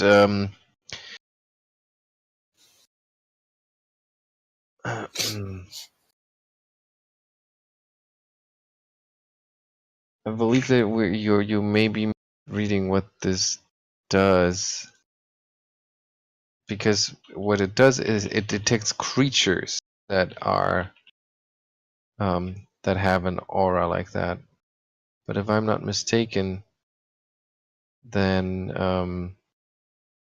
there's a difference between a chaotic creature and a creature with a chaotic alignment. Well, I believe chaotic alignment creatures, they emanate auras starting from like four hit dice or something like this. Is there something? Yeah, I think that's true. I think that's how detect evil works for paladins. Yeah, you're right, because that it all refers back to detect evil, and you're right, 4 or lower. So Carl doesn't register. Okay.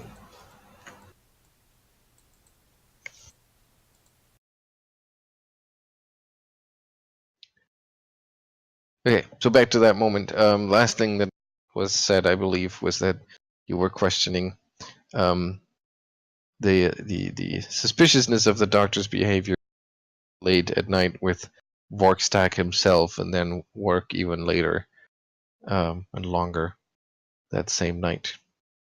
And he said, "I don't. The doctor was a good man, and I didn't think much of it back then, and I don't think any of it now. It's just business. That's all it was."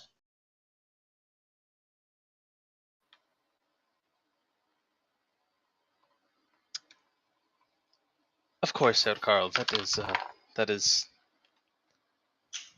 I believe all that we seek to know tonight. Thank you very much for allowing us into your home at this late hour. I hope we have not caused any undue disturbance or inconvenience to you.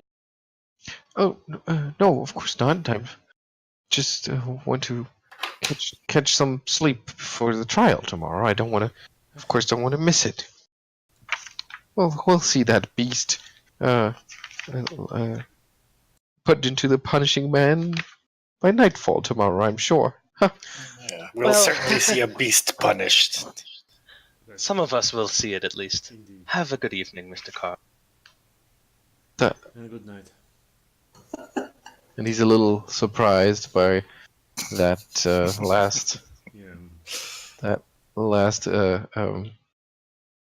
Stab. line. Yeah, because he's not sure if that was intentional or not. But before he can make a decision, you're already out the door. Okay, so very late at night, way after midnight. Lipstadt is dark and quiet. Where are you gonna go? Well, we were going to, I suppose, to Morast. You've gotten really quiet, Carnus. Yeah, at I least could for not me. catch that at all. I'm sorry, I just kind of leaned back. So I suppose we go to Morast now? Yeah, I don't know if anyone wants to actually try to get a night's sleep before the trial. I don't know if Okay. it's already too late for I that. kinda It want might be to, good but because I believe we're still all fatigued, aren't we? Oh no, Emaírel fixed that, did you not? Evelyn's actually still fine, but she's still whole I died thing. So, but she does need to get this done. Yeah, Geier is fatigued, so actually I think I have my one new spell slot open from my level up, so I can brew a lesser restoration extract, but only one, unfortunately. So it's up for the grabs. Who doesn't want to be fatigued? Well, I'd have to see what condition I'm in tomorrow, but Well, regarding Morast, I don't think we're gonna get any sort of warm welcome, especially at this time of night. Could we do it very early in the morning instead? I think that would be ideal, yeah. Also, think- Geier, if he doesn't get a warm welcome, Geier will also not be in a good disposition towards that fiend. I mean, is there even time for that? Like, if it's after midnight, it's a couple hours to get there and a couple hours to get back, and I don't know. I mean, that's up to Simon. I don't know if it's going to have a mechanical difference. The trial is at noon or 10? I can't remember. Trial starts at 10, so we're now way past midnight. So I'd say that if you're not making the trip to Morast tonight, you could just get enough sleep to be at the trial at 10 the next day. So it's either a night's rest or a trip to Morast. So Evelyn's doing Morast. It's up to you guys what you want to do. I don't think Geier could really bring anything positive to an interaction in Morast. I don't think there's much of a point of him going without it ending in further antagonizing him. So, And yes, Dr. Arronax, being a professional academic, he would probably advise to have a good night's sleep before the exams. So it would be really invaluable to have a clear head in the morning. yeah, Evelyn, I don't think it's worth the trip. You'll get nothing out of that old creature. Well, if your heart is still set on doing it, I will accompany you. Because elves don't sleep, huh? I don't know who told you that, but we do sleep. Come on, like everybody I think knows there's that. more good you can do here than trying to convince an old codger to develop sudden sympathy for a beast he's trained to despise. Or at least it's not something that you'll be able to do overnight, so if you ask me, it's a wasted effort.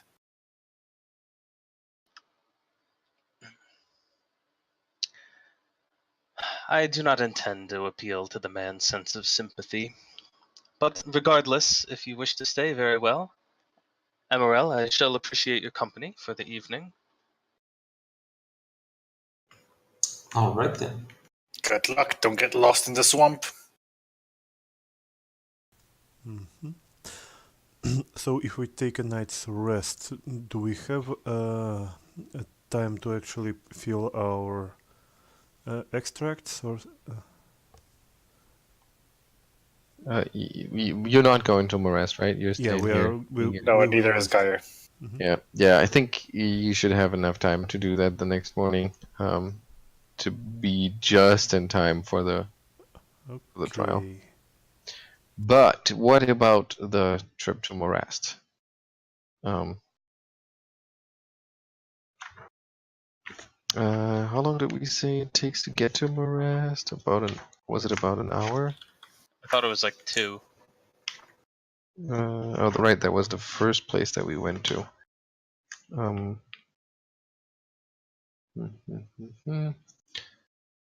Yeah, about 8 miles east of Lepidstadt, but there's that narrow trail that takes you there. The last bit of it, you can't even take the carriage.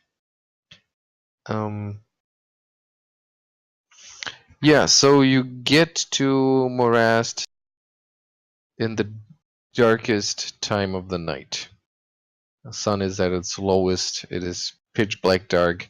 You hear frogs from the swamp. It's actually a racket. Surprisingly, this place is much noisier at night than the city is. And there's very little light that comes from the stars and the moon above. The town itself lays before you. Those quaint-looking huts and hovels built on stilts above the swamp, connected by soggy boardwalks. And you know your way a little bit around. You would know how to get to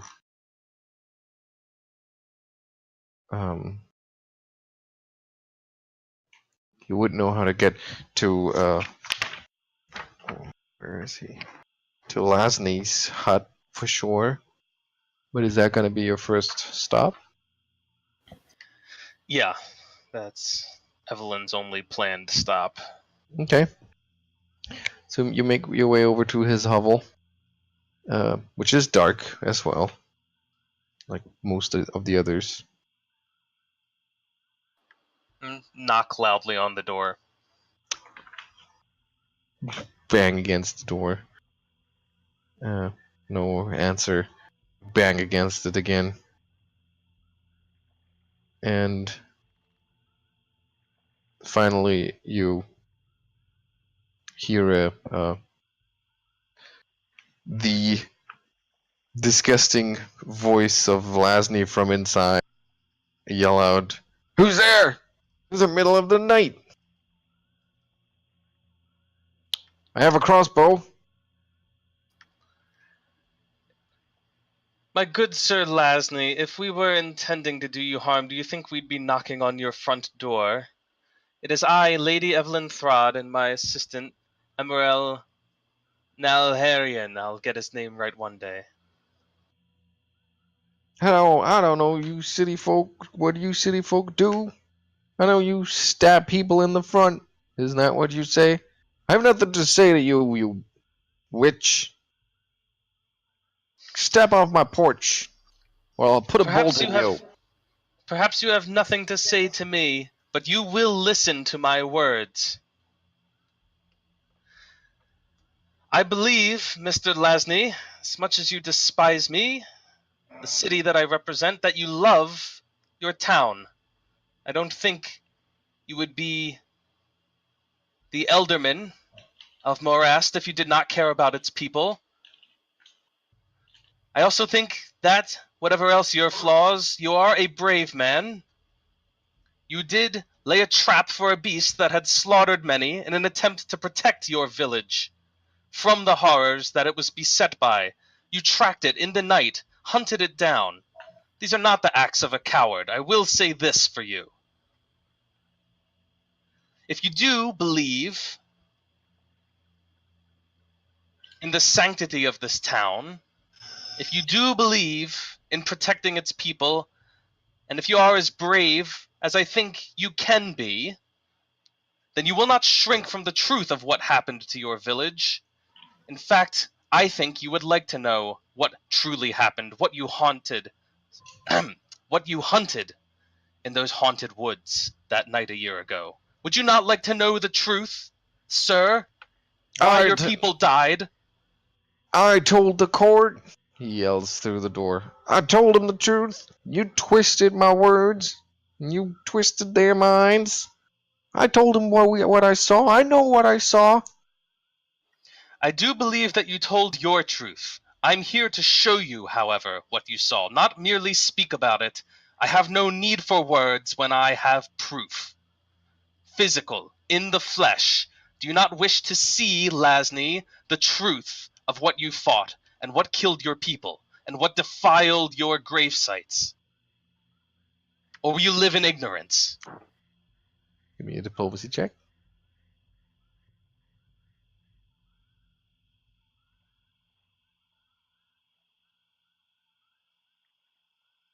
The door opens with a creak. And you see one eye in the crack. The tip of a crossbow bolt a little ways below. And he says, "What are you talking about, woman?" I'm telling you that I have your monster here with me. I assume, how far is the end of the road from Morast? Little ways. Like, could I walk him back to the carriage?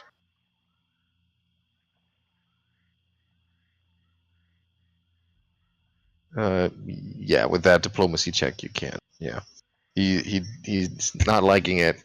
But he's clutching his crossbow and he's shooting looks at Emaírel as if he's afraid of being led into an ambush or something. But you take him to the carriage. You can bring your weapon if you wish. I promise no harm shall come to you from us.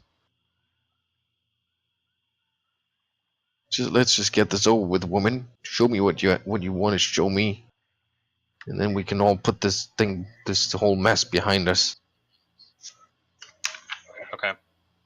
So I'm gonna bring him basically to the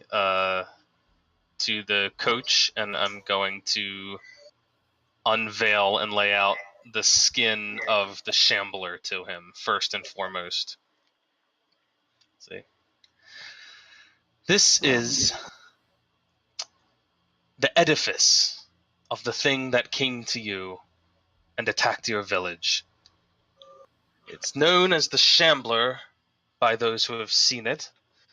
Mistaken by many as the beast. I can understand why. And she's going to use like her dancing lights to illuminate this thing and like move around so that he can see it very clearly.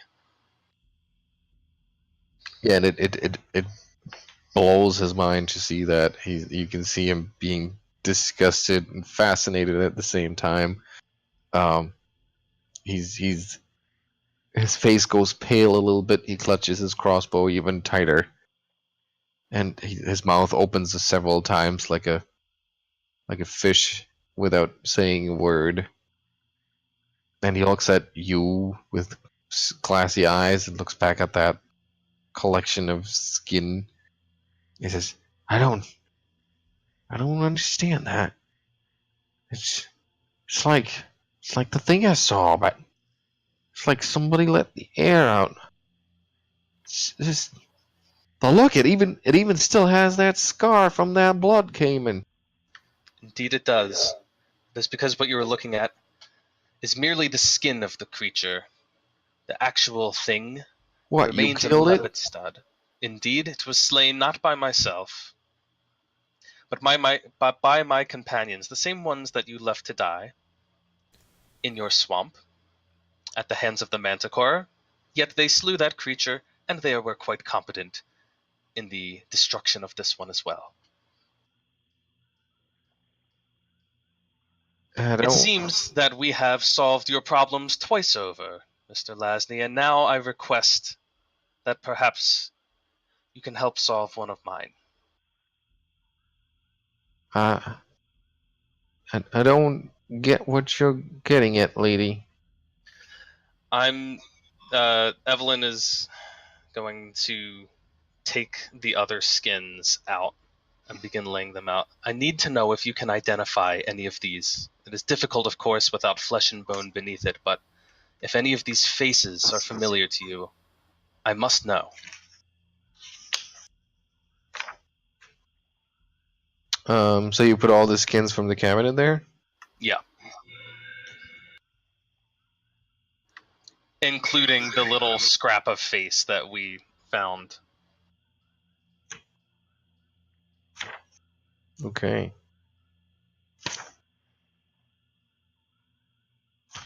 So he grows more and more disgusted and paler with every new set of skin suit that you display out in front of him. But he just shakes his head. No, no, no. Until you finally put that piece of face, that face mask, lay that down in front of him, and he goes, I know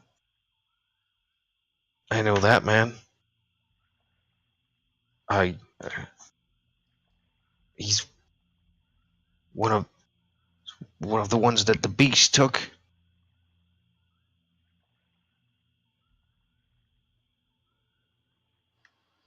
Was from your village? He was. Young man. Good lad. Was a swamper.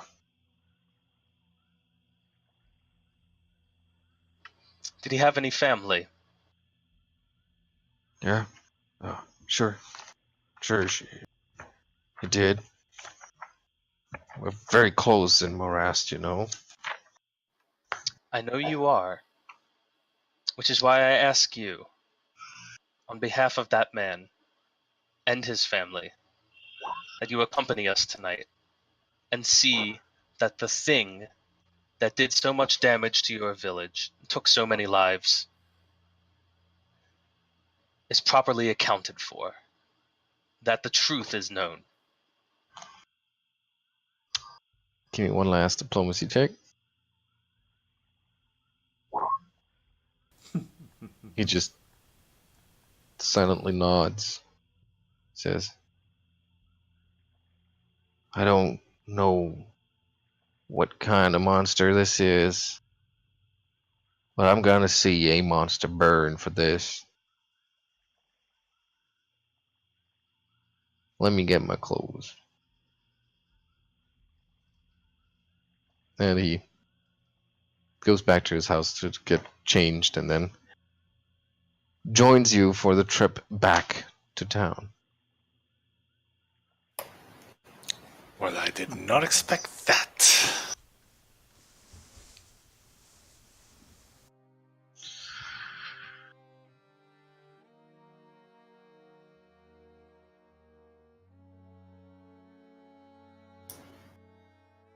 Color Geier surprised.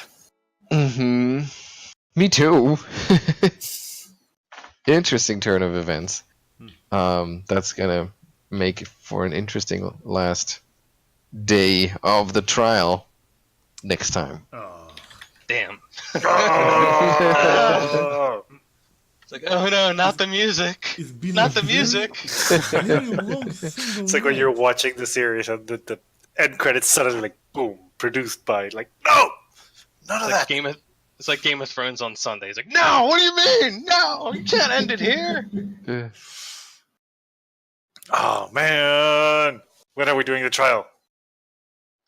Well, what does your calendar say? Calendar is good. Next week we'll have almost half of the week of holidays from May 1st, but I would love a weekend night if we could do like next Friday or Friday or Saturday. That would be awesome. I suppose I will need to check up with my parents if they take me to out of the city for a day or two. But I suppose I should be available at evenings. Well, I know that I can't do this weekend at all. I'm not really sure what my schedule looks like for next week yet. Yeah, I'm gonna have to see on that, but Okay. So maybe everybody can intimidate their schedules and see if we can make the 3rd or the 4th. That would be really cool. Well, 4th would be the best. I suppose.